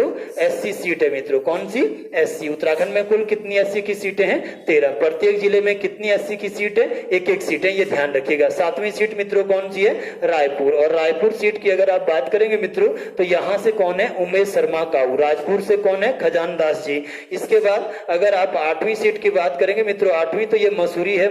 मसूरी में कौन है, तो मसूरी सीट से गणेश जोशी है मित्रों। गणेश जोशी की आप बात करेंगे तो सैनिक कल्याण या उपनल मंत्री, साथ में कृषि और ग्रामीण विकास इनके पास है। इसके बाद ये कैबिनेट में अभी गणेश जोशी। 9वीं सीट की बात करेंगे तो ये आपकी है कौन सी, डोईवाला सीट। कौन सी मित्रों, तो डोईवाला की बात करेंगे। और डोईवाला से आपके कौन है, तो ब्रिजभूषण गैरोला, अभी जहां से कौन होते थे आपके, त्रिवेंद्र सिंह रावत जी, अब ब्रिजभूषण गैरोला है। और 10वीं सीट की अगर बात करेंगे तो ये ऋषिकेश है मित्रों। और यहाँ से कौन है, प्रेमचंद्र अग्रवाल जी है, जो अभी उत्तराखंड के शहरी विकास व फाइनेंस मिनिस्टर है, वित्त मंत्री है। तो कितनी विधानसभा की सीटें हैं, 10 ना कि 11 है। चलिए अगले प्रश्न पर चलें, नेक्स्ट पर बात करते हैं। इसके बाद अगला क्वेश्चन मित्रों आपके लिए वो कह रहा है, अगला जो प्रश्न आपके एमसीक्यू दिया गया है देहरादून जिले का, वो ये कह रहा है, नेक्स्ट में अगले पर बात करते हैं। अगला कह रहा है आपका कि वर्तमान समय में, वर्तमान की अगर बात करेंगे तो वर्तमान में देहरादून जिलाधिकारी की कमान निम्न में से किसको सौंपी गई है। देहरादून का जो डिस्ट्रिक्ट मजिस्ट्रेट है मित्रों वो कौन है, तो आशीष कुमार श्रीवास्तव नहीं है, दीपक रावत नहीं है। इस अभी जो यहाँ पर नए डीएम आए मित्रों ये कौन है, आर राजेश कुमार है। अभी देहरादून का डिस्ट्रिक्ट मजिस्ट्रेट कौन है मित्रों, तो आर राजेश कुमार इसका सही आंसर है आपका। ठीक है, अगले प्रश्न पर चलते हैं, नेक्स्ट बात करते हैं। अगला प्रश्न दिया, उत्तराखंड निम्न आयोग में से स्थापना या दिवस में कौन सा मेल नहीं है, कौन सा सुमेलित नहीं है, यानी कि कौन सा मित्रों आपको सही नहीं दिया गया, आपने उस पर बात करना है। ठीक है ना, यहाँ पर इन एमसीक्यूज लगाने के साथ साथ आपको बेनिफिट ये दिख रहा है कि सारे के सारे आयोग की मित्रों हमने राइट स्थापना कर दिया है, केवल एक को छोड़ के। तो यहाँ पर पहली बात कर रहा है वो कि उत्तराखंड राज्य योजना आयोग देहरादून में बना कब, 21 मार्च 2001 को। कब बना मित्रों, तो 21 मार्च 2001 को, बिल्कुल एक्यूरेट है। राज्य निर्वाचन आयोग की स्थापना देहरादून में की गई 30 जुलाई 2001 को, बिल्कुल आपका एक्यूरेट है। इसके बाद उत्तराखंड राज्य सूचना आयोग मित्रों देहरादून में बना 3 अक्टूबर 2005 को, आरटीआई जहां पर आप बात करते हैं। अगला मित्रों, उत्तराखंड में सेवा का अधिकार आयोग की स्थापना, इस क्वेश्चन में थोड़ा सा मिस्टेक है। ये मित्रों 3 मार्च 2007 को नहीं बना था, इसकी स्थापना कब हुआ था? 2013 में आपके लिए बनाया गया था। और उत्तराखंड राज्य किसान आयोग दिसंबर कब गठित हुआ था? तो 2016 में। कब बना था? तो 2016 में। अगले प्रश्न पर चलते हैं। नेक्स्ट बात चल रही मित्रों किसकी? जून 1968 में ये जो आपका संस्थान बना मित्रों, वाडिया हिमालयन भू विज्ञान संस्थान का संग्रहालय को क्या कहते हैं? देखिए थोड़ा सा समझ लीजिए इस प्रश्न को, ये क्या किस तरह से रहा आपको। देखो, वाडिया जो हिमालय भू विज्ञान संस्थान है, सबसे पहले ये 1968 में कहां बना था? दिल्ली में बना था मित्रों। ये देहरादून की बात नहीं कर रहा है, याद रखिएगा। और दिल्ली में किस यूनिवर्सिटी में? तो दिल्ली विश्वविद्यालय, जिसको आप दिल्ली यूनिवर्सिटी कहते हैं, डीयू में। डीयू में भी भूगर्भ शास्त्र की एक शाखा थी मित्रों, इसके तहत सर दारोसा नौसेरा वाडिया के द्वारा बनाया गया था, अभी मैंने आपको बताया था। फिर 1968 दिल्ली में कब बना मित्रों? तो ये 1968 में, और यहां से शिफ्ट हुआ ये कहां? देहरादून। कब मित्रों? 1976 में। बार बार क्वेश्चन आता है, बिल्कुल कुछ नहीं इसमें, याद रखिएगा 1976 में। वाडिया साहब का डेथ हो गया, इसीलिए इसका जो नाम इनकी स्मृति में रखा गया वाडिया हिमालयन भू विज्ञान संस्थान। अभी हमने चर्चा किया था पूरे प्रश्न पर। यह कह रहा है मित्रों क्वेश्चन आपका कि वाडिया हिमालयी भू विज्ञान संस्थान के संग्रहालय को किस नाम से जाना जाता है, अर्थात इसका जो म्यूजियम है मित्रों वो किस नाम से जाना जाता है? तो ये एसपी नौटियाल म्यूजियम के रूप में जाना जाता है। इसका जो नाम है मित्रों ये क्या है? एसपी नौटियाल म्यूजियम है। किस नाम से जाना जाता है? तो एसपी नौटियाल। पूछा हुआ रिपीट क्वेश्चन है आपका उत्तराखंड के जो आपका सिलेबस है या जो आपके पेपर रहते हैं। अगले प्रश्न पर चलते हैं। इसके बाद अगला जो क्वेश्चन ये आपको दे रहा है मित्रों, ये बात कर रहा है उत्तराखंड का लगभग 90% बेराइट्स का बात का भंडार देहरादून जनपद में मिलता है। बेराइट्स का रासायनिक सूत्र क्या है? अभी अभी मिनरल वाला जो क्लास हुआ मित्रों आपको, वहां पर मैंने बोला था कि इसको बेरियम सल्फेट कहते हैं और इसका जो रासायनिक सूत्र है वो क्या है? BaSO4 है, जो कि रिपीट क्वेश्चन है आपका। अब देखो बेराइट्स की भी ये चर्चा कर लेते हैं मित्रों कि बेराइट्स पर हमने क्या क्या चीजें जानी थी। तो बेराइट्स जो है ये केवल और केवल उत्तराखंड के किस जिले में मिलता है मित्रों? तो देहरादून जिले में। मैक्सिमम कहां मिल रहा है? देहरादून में। लगभग 90 या 80% या 90% अकेले इसका जो प्रोडक्शन करता है वो कौन सा जिला कर रहा है? तो देहरादून। वैसे ही मैग्नेसाइट पूछा जाता है, सबसे ज्यादा कहां होता है मित्रों? तो अल्मोड़ा में। कहां होता है? तो अल्मोड़ा में। वैसे ही लोहा पूछा जाता है कि सबसे ज्यादा कहां होता है मित्रों? तो नैनीताल के अंतर्गत होता है। कहां होता है? नैनीताल में। इस तरह से पूछा जाता है आपके लिए। सोना वैसे तो नहीं होता, कोई माइन नहीं है आपका, लेकिन ये अलकनंदा नदी की रेत में सबसे ज्यादा मिलता है। इस तरह मित्रों यूरेनियम सबसे ज्यादा टिहरी गढ़वाल में होता है। ये सारे के सारे प्रश्न आपके इस तरह के खनिजों पे मैक्सिमम क्वेश्चन बनते हैं, जो सिंगल कोई भी डिस्ट्रिक्ट उस पर क्या है? सबसे ज्यादा किसी जिले में मिलता है। चलिए आगे बढ़ते हैं, यहां से नेक्स्ट प्रश्न पर चर्चा करते हैं। अगला जो प्रश्न आपके लिए दिया गया है मित्रों वो ये है कि निम्न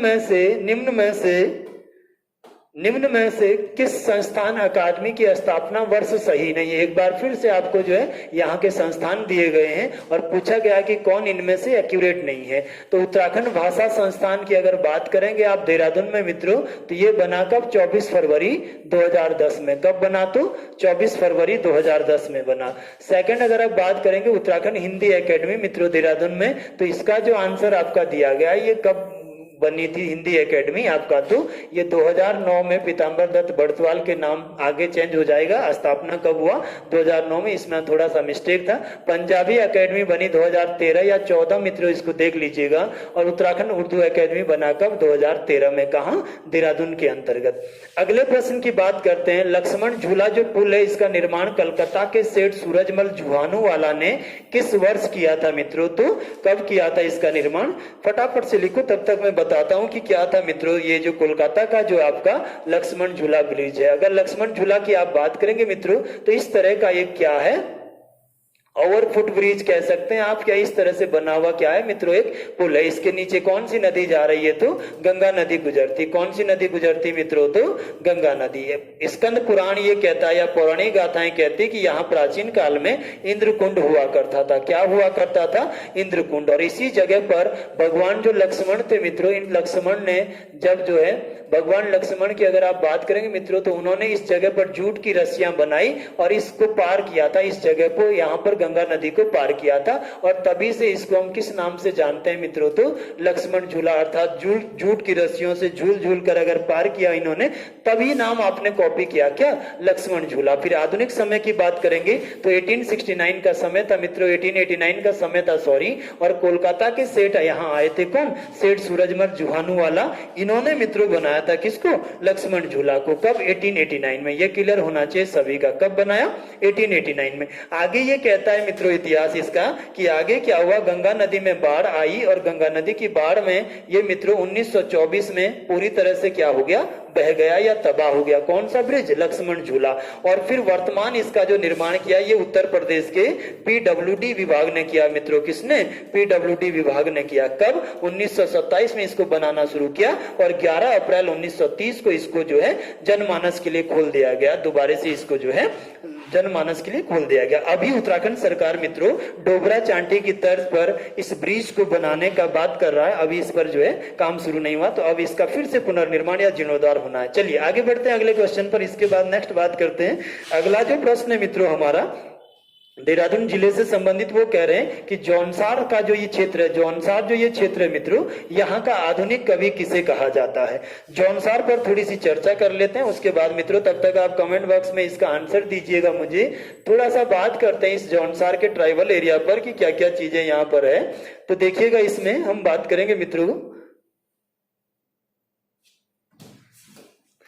जौनसार वाला जो एरिया है मित्रों, तो सबसे पहले आप जानते हैं कि उत्तराखंड का ये जो जौनसारी जनजाति मित्रों, ये उत्तराखंड का क्या है, दूसरा सबसे बड़ा जनजातीय समुदाय है। कहाँ का, उत्तराखंड का। सबसे बड़ा कौन है, तो थारू है। सेकंड कौन है मित्रों, तो जौनसारी है। जौनसारी की अगर आप बात करेंगे मित्रों, तो ये ट्राइब्स आपको कहाँ मिलेगा, पूरा के पूरा मिडिल हिमालयन रेंज में। किसमें, मध्य हिमालय में। मध्य हिमालय का सबसे बड़ा जनजातीय समुदाय जौनसारी। महान हिमालय का सबसे बड़ा जनजातीय समुदाय मित्रों भोटिया। कौन है, भोटिया। उत्तराखंड का इतिहास के आधार पर भी सबसे पुराना समुदाय भोटिया है। याद रखिएगा सारे प्रश्नों को।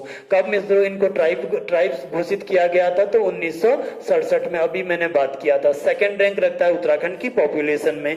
ये जो जौनसारी जनजाति मित्रों, इसका आधुनिक कवि के रूप में आप किसे जानते हैं, तो आधुनिक कवि की बात करते हैं। ये जो आंसर रहेगा आपका, ये कौन है मित्रों, तो रतन सिंह जी है। कौन है, तो रतन सिंह जी। रतन सिंह जी अब इनका स्वर्गवास हो गया मित्रों। ये आकाशवाणी से भी अपने कई सारे लोग जो इनके गाने थे वो सुनाते रहते थे, और जौनसार के क्या है, ये तो आधुनिक कवि के नाम से जाने जाते हैं। अनेक रचनाएं, अनेक पुस्तकें लिखी है मित्रों, कितने, किसने, रतन सिंह जी ने, है ना। नेक्स्ट आगे बात करते हैं अगले प्रश्न पर। अगला जो प्रश्न है वो है 1857 की क्रांति के समय मसूरी नगर पालिका का अध्यक्ष कौन था मित्रों। 1857 का जो रिवोल्ट हुआ भारत में, इस समय मसूरी नगर पालिका का अध्यक्ष कौन था, फटाफट से लिखें आप कौन इसके अध्यक्ष रहे हैं। तब तक हम बात कर लेते हैं यहाँ किसके ऊपर, मसूरी नगर पालिका के ऊपर। इसके विषय में थोड़ा सा जानते हैं कि क्या था ये मसूरी नगर पालिका। हालांकि अभी भी हमने चर्चा किया था इस प्रश्न पर, तो इसके लिए बात कर लेते हैं।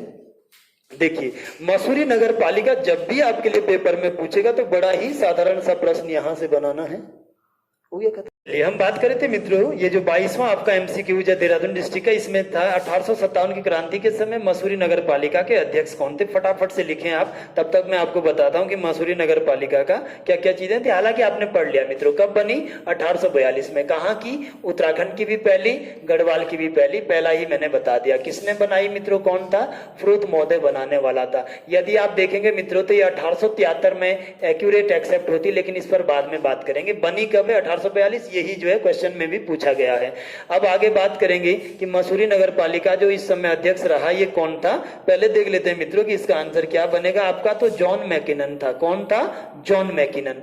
जॉन मैकिनन की अगर बात करेंगे मित्रों, तो जॉन मैकिनन ने ही मसूरी से निकाला था कौन सा न्यूज़पेपर, तो ये निकाला था 1842 में मित्रों। कौन सा, उत्तराखंड का पहला समाचार पत्र, जिसका नाम क्या था, द हिल्स था। क्या नाम था मित्रों, तो द हिल्स। ये द हिल्स जब पहली बार छपा था तो ये गाजियाबाद भारत की प्रेस से छपता था। और फिर मित्रों 1842 में इसने मसूरी में एक प्रिंटिंग प्रेस की स्थापना किया। प्रिंटिंग प्रेस तो सभी जानते हैं मित्रों, एक छापा खाना होता है, एक ऐसी जगह जहां से आप न्यूज़पेपर पत्रिकाएं आप क्या करते हैं, प्रिंट करते हैं। अगर भारत की बात करेंगे मित्रों तो भारत में सबसे पहले जो प्रेस की स्थापना या इसकी प्रिंटिंग प्रेस लाया था वो कहां बनाई गई थी, गोवा में। किसके द्वारा लाई गई थी मित्रों, पुर्तगालियों के द्वारा। बार बार जीएस में क्वेश्चन बनता है किस समय में लाई थी मित्रों, तो ये आपका 1657 ईस्वी में। कब लाए थे, तो सॉरी 1557 ईस्वी में गोवा में पहली प्रिंटिंग प्रेस बनाई थी।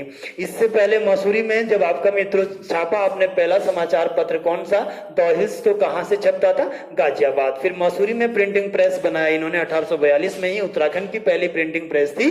और अब उससे छपने लगा था क्या, द हिल्स। किसने छापा था, ये आपके जॉन मैकिनन थे। 1842 से मित्रों कब तक चला, ये 1850 में। सभी लोगों ने रटा हुआ है, इसी से क्वेश्चन निकाल देगा वो कि बताओ द हिल्स का विषय वस्तु क्या था। तो इस द हिल्स में, इस न्यूज़पेपर में 8 सालों तक छपता था क्या, इंग्लैंड और आयरलैंड के बीच जो आपसी संघर्ष चल रहा था मित्रों, उस पर ये छापता था द हिल्स। गलत करेंगे क्वेश्चन, ढंग से जरा देख लीजिएगा, उत्तराखंड से इसका कोई भी लिंक नहीं था।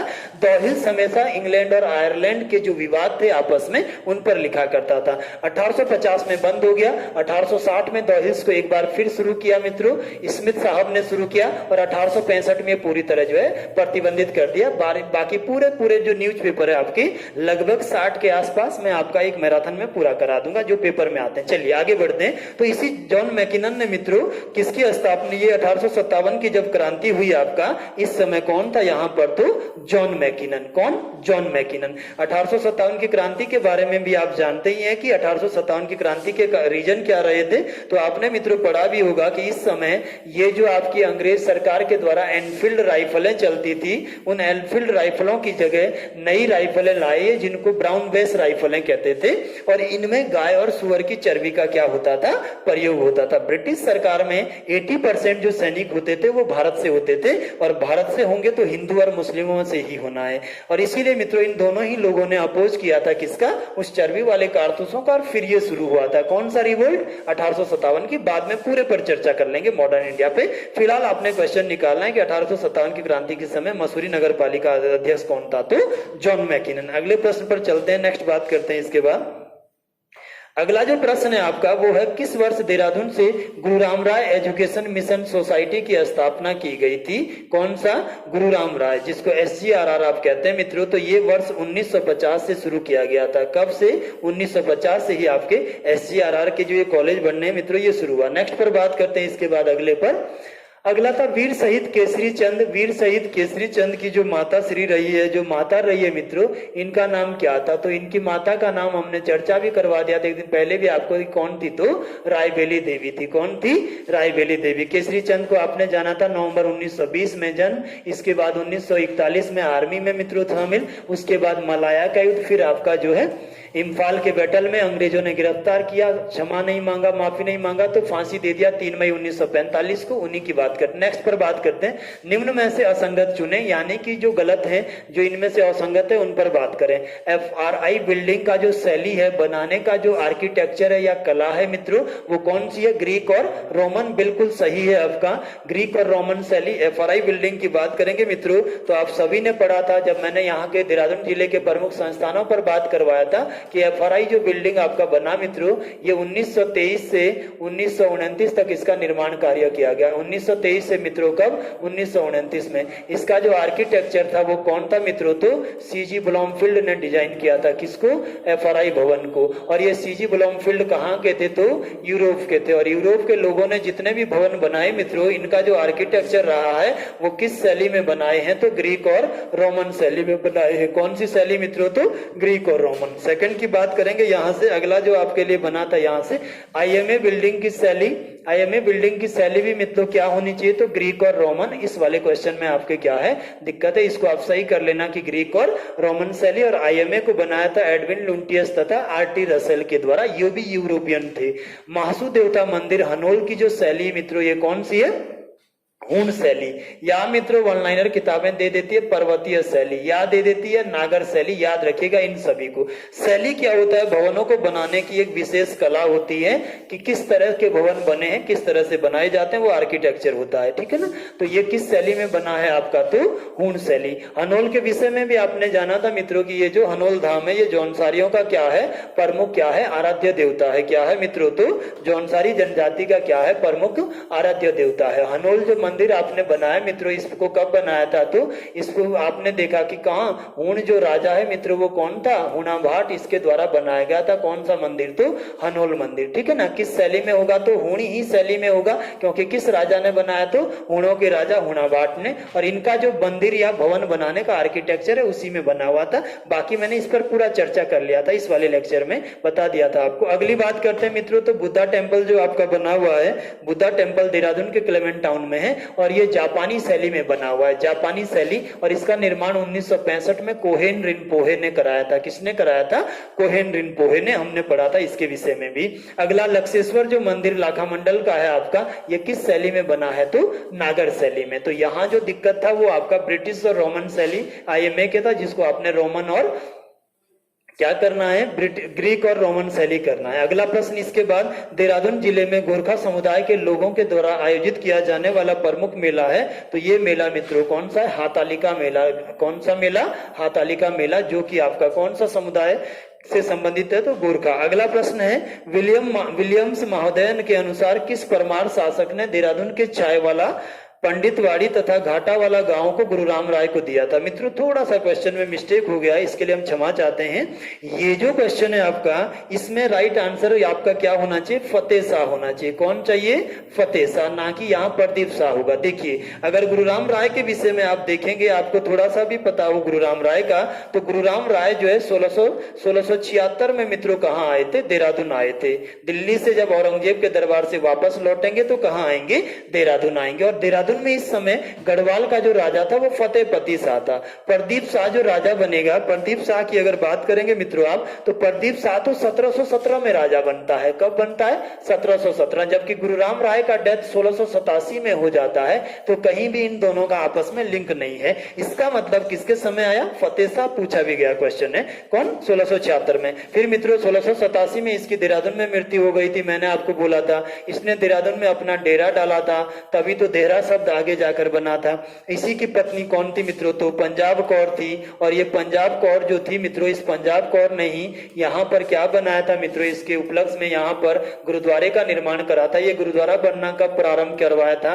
1699 में। कब बनकर तैयार हो गया था? 1707 में ये गुरुद्वारा देहरादून के धर्मपुर या क्लेमेंट टाउन में। और इस गुरुद्वारे की अगर आप बात करेंगे मित्रों, तो ये किस शैली में बना हुआ है? तो ये आपका मुगल शैली में बनाया गया गुरुद्वारा है। और इसी जगह पर अभी झंडे मेले का आयोजन होता है होली के 5 दिनों के बाद। ये सब मैंने चर्चा करा दिया था।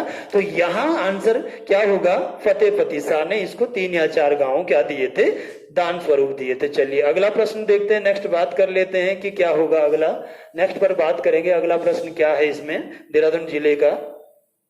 तो चलिए आगे बढ़ेंगे, इससे आगे देखेंगे कि अगला प्रश्न क्या है। नेक्स्ट बात करेंगे मित्रों अगले पर। अगला क्वेश्चन है, कलसी या कालसी किन नदियों के संगम पर बसा है? कलसी नहीं मित्रों, ये कालसी लिखिएगा इसको यहाँ। कालसी किन नदियों के संगम पर बसा हुआ है?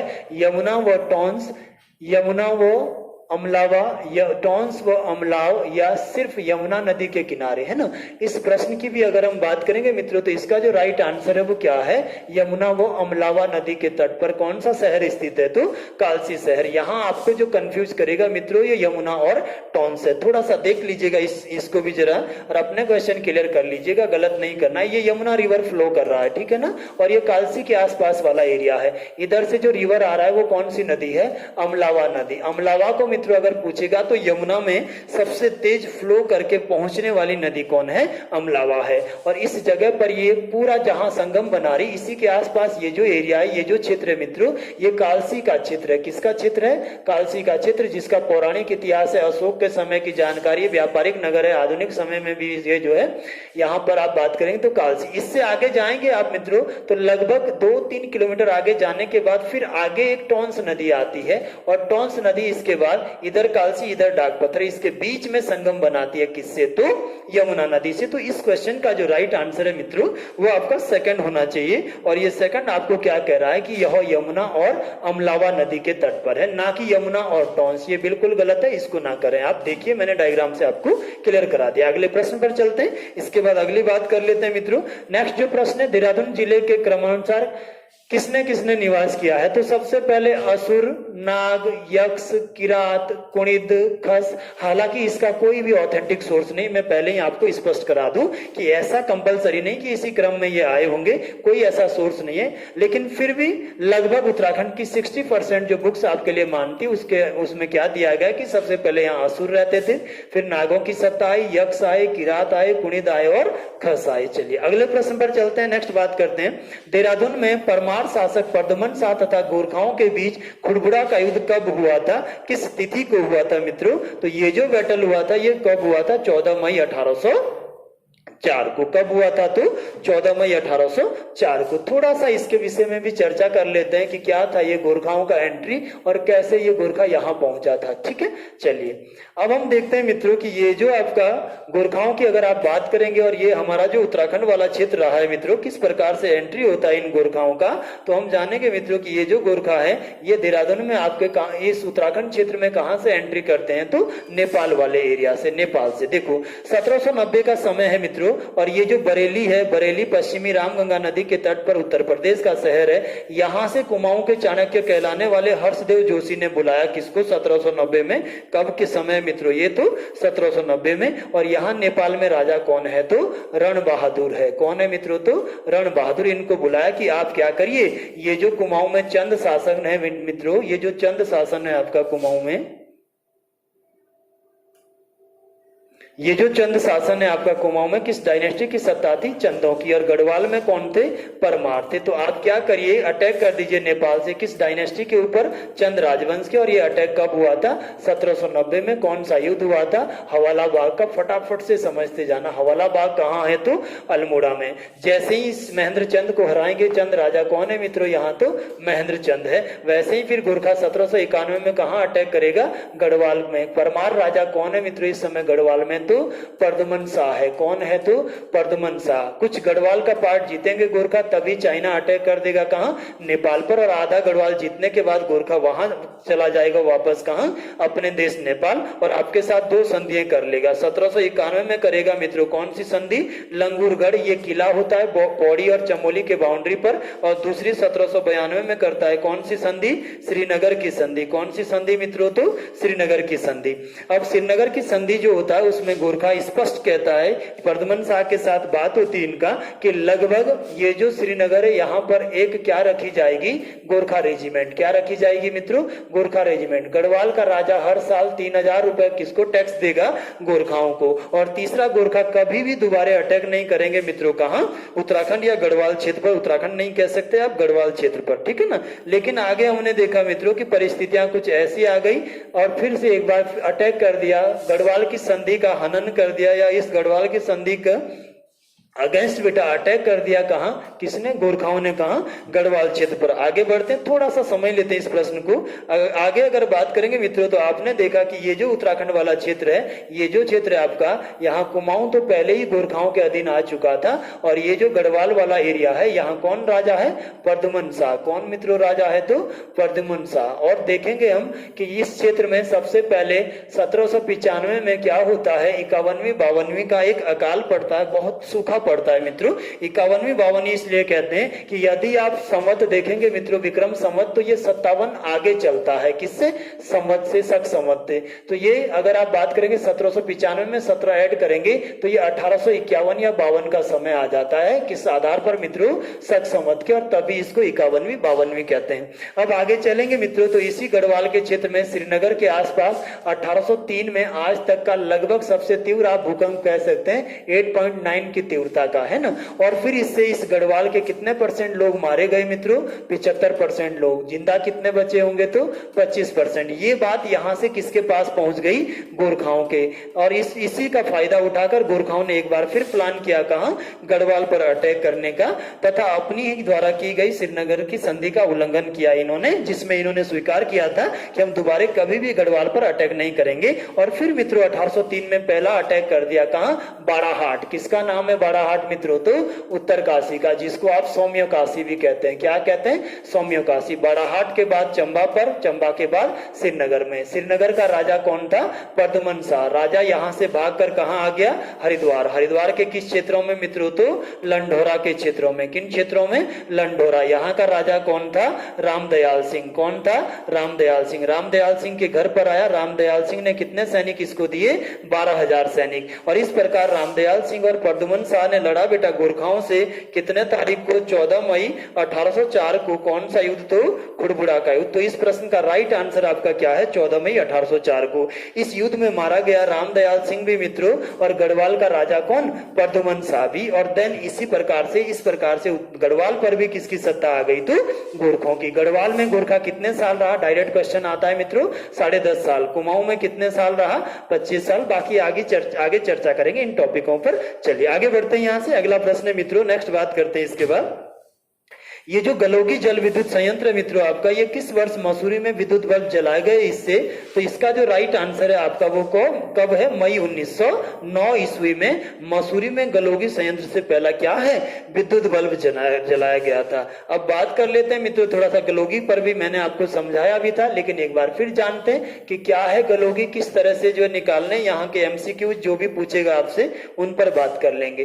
तो इन पर देखेंगे मित्रों कि गलोगी क्या है। गलोगी आपका मसूरी के अंतर्गत या मसूरी वाली पहाड़ी में देहरादून डिस्ट्रिक्ट के अंतर्गत आने वाला क्या है?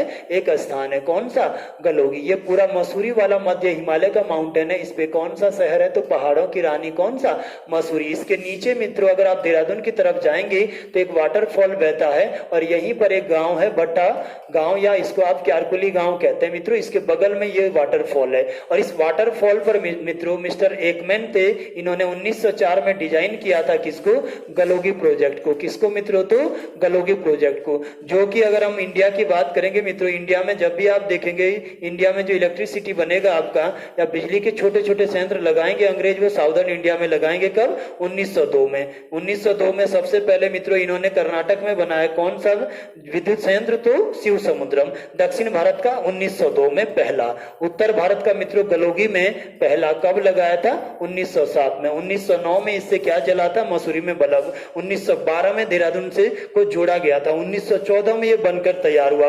अभी भी मित्रों ये 3.5 मेगावाट की बिजली बनाता है। अभी भी ये बना हुआ है। कौन सा? गलोगी जो आपका क्या है? प्रोजेक्ट है। ठीक है ना। चलिए इसके बाद बात करी थी, मैंने बताया था कि अगर किसी भी नदी पर डैम पूछेगा इंडिया में, तो ये बना था 1948 में। किस नदी पर बना था आपके? तो दामोदर नदी पर। दामोदर जो अभी सबसे प्रदूषित नदी है दुनिया की या इंडिया की भी, इसको आप जैविक मरुस्थल कहते हैं। दामोदर नदी पर पहला डैम बनाया था आपने कब? 1948 में।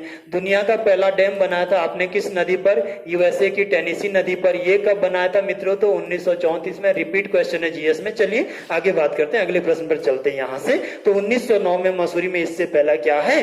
विद्युत बल्ब जलाया गया था। नेक्स्ट बात करते हैं इसके बाद। लखवाड़ बांध जिसकी ऊंचाई मित्रों, लखवाड़ बांध चर्चाओं में है अभी। लखवाड़ बांध जिसकी ऊंचाई 204 मीटर है, बीच में मित्रों 192 196 भी किया गया था। इसको योजना आयोग ने कब मंजूरी दिया? इस प्रश्न को थोड़ा सा देख लीजिएगा। इसको मित्रों 1976 में, परंतु कुछ पुस्तकें मित्रों इसी को लिखती है कि कब स्वीकृति दिया था? तो 1972 में। तो थोड़ा सा जो है देख लीजिएगा इस प्रश्न को, दोनों ही आपके आंसर दिए जाते हैं। लखवाड़ बांध की अगर बात करेंगे मित्रों तो जान लेते हैं लखवाड़ डैम को किस नदी पर है? यमुना नदी पर है। ये डैम किस नदी पर बनना है? यमुना नदी पर। कितना ऊंचा है? तो आपने देख लिया मित्रों कि 204 मीटर। योजना आयोग ने कब मंजूरी दिया? तो 1972 या 76 में। कितने राज्यों की संयुक्त परियोजना है? तो 6। सबसे ज्यादा बेनिफिट किसको मिलना है? तो दिल्ली को। 6 राज्य कौन से हैं? तो उत्तराखंड। सेकंड कौन सा है? हिमाचल। थर्ड कौन सा है मित्रों? राजस्थान। फोर्थ अगर बात करेंगे तो दिल्ली। पांचवा अगर बात करेंगे मित्रों आप तो हरियाणा। और छठा जो राज्य इसमें आपके लिए बचा है ये आपका हो जाएगा कौन सा? उत्तराखंड, हिमाचल, राजस्थान, दिल्ली, हरियाणा और उत्तर प्रदेश आपके लिए बच गया। कौन सा? उत्तर प्रदेश, ठीक है ना। इसका जो मेगावाट है मित्रों, ये कितने मेगावाट बिजली बनाएगा? तो 300 या 330 मेगावाट का बिजली बनाएगा। अब तक इसका निर्माण कार्य शुरू नहीं हुआ है। चलिए आगे बढ़ते हैं यहाँ से भी। अगला प्रश्न मित्रों आपके लिए रखा हुआ है देहरादून डिस्ट्रिक्ट सीरीज के एमसीक्यूज में। विश्व आर्द्र भूमि दिवस, वर्ल्ड वेटलैंड डे कब मनाया जाता है? ये कब मनाया जाता है? तो मित्रों इसका जो सही आंसर है वो आपका क्या है? 2 फरवरी को है। चलिए इस क्वेश्चन को देखते हैं जरा, इस पर डीप चर्चा करते हैं कि क्या है वर्ल्ड वेटलैंड डे, कैसे मित्रों इसको मनाने का बात किया गया, कौन कौन सी चीजें इसके अंतर्गत आती है और अभी क्या स्थिति है भारत की तथा उत्तराखंड की। चलिए इसको देखेंगे मित्रों। तो जब भी आपको वेटलैंड पूछेगा, ये वेटलैंड ऐसे एरिया होते हैं, ऐसे दलदली क्षेत्र होते हैं मित्रों, आपसे पूछेगा कि ऐसे दलदली एरिया जहां सदैव क्या है? नमी बनी रहती। या तो वो पर्वतों की घाटियों वाले एरिया में मित्रों नमी वाले और आर्द्रता वाले एरिया, नमी और आर्द्रता वाले एरियाओं में को हम क्या कहते हैं? तो वेटलैंड कहते हैं। या आप कह सकते हैं कि कोई भी लेक हो यहाँ पर और लेक के चारों ओर जो नमी या कीचड़ या दलदल या वेटलैंड बना हुआ होता है, ये भी मित्रों हम क्या कहते हैं? इनको भी हम क्या कहते हैं? तो ये सारे के सारे रामसर क्षेत्र या वेटलैंड कहलाते हैं। क्या कहलाते हैं? रामसर क्षेत्र। अब देखो बात करते हैं मित्रों कि सबसे पहले 2 फरवरी का दिन था और 2 फरवरी 1971 का ये समय है मित्रों। ये ईरान का एक शहर होता है आपका, कौन सा? रामसर शहर। कौन सा शहर मित्रों? तो रामसर। यहाँ दुनिया के देशों का एक समिट या मीटिंग होता है और इस मीटिंग में ये जो वेटलैंड है, ये जो नमी वाले एरिया हैं, ये जो आर्द्रता वाले एरिया हैं, जो क्लाइमेट चेंज की वजह से सूखते जा रहे हैं या समाप्त होते जा रहे हैं, इनको बचाने का बात किया गया। कब मित्रों? 2 फरवरी 1971 को। कहां? ईरान के रामसर शहर में। और इसीलिए आपने देखा कि ये जो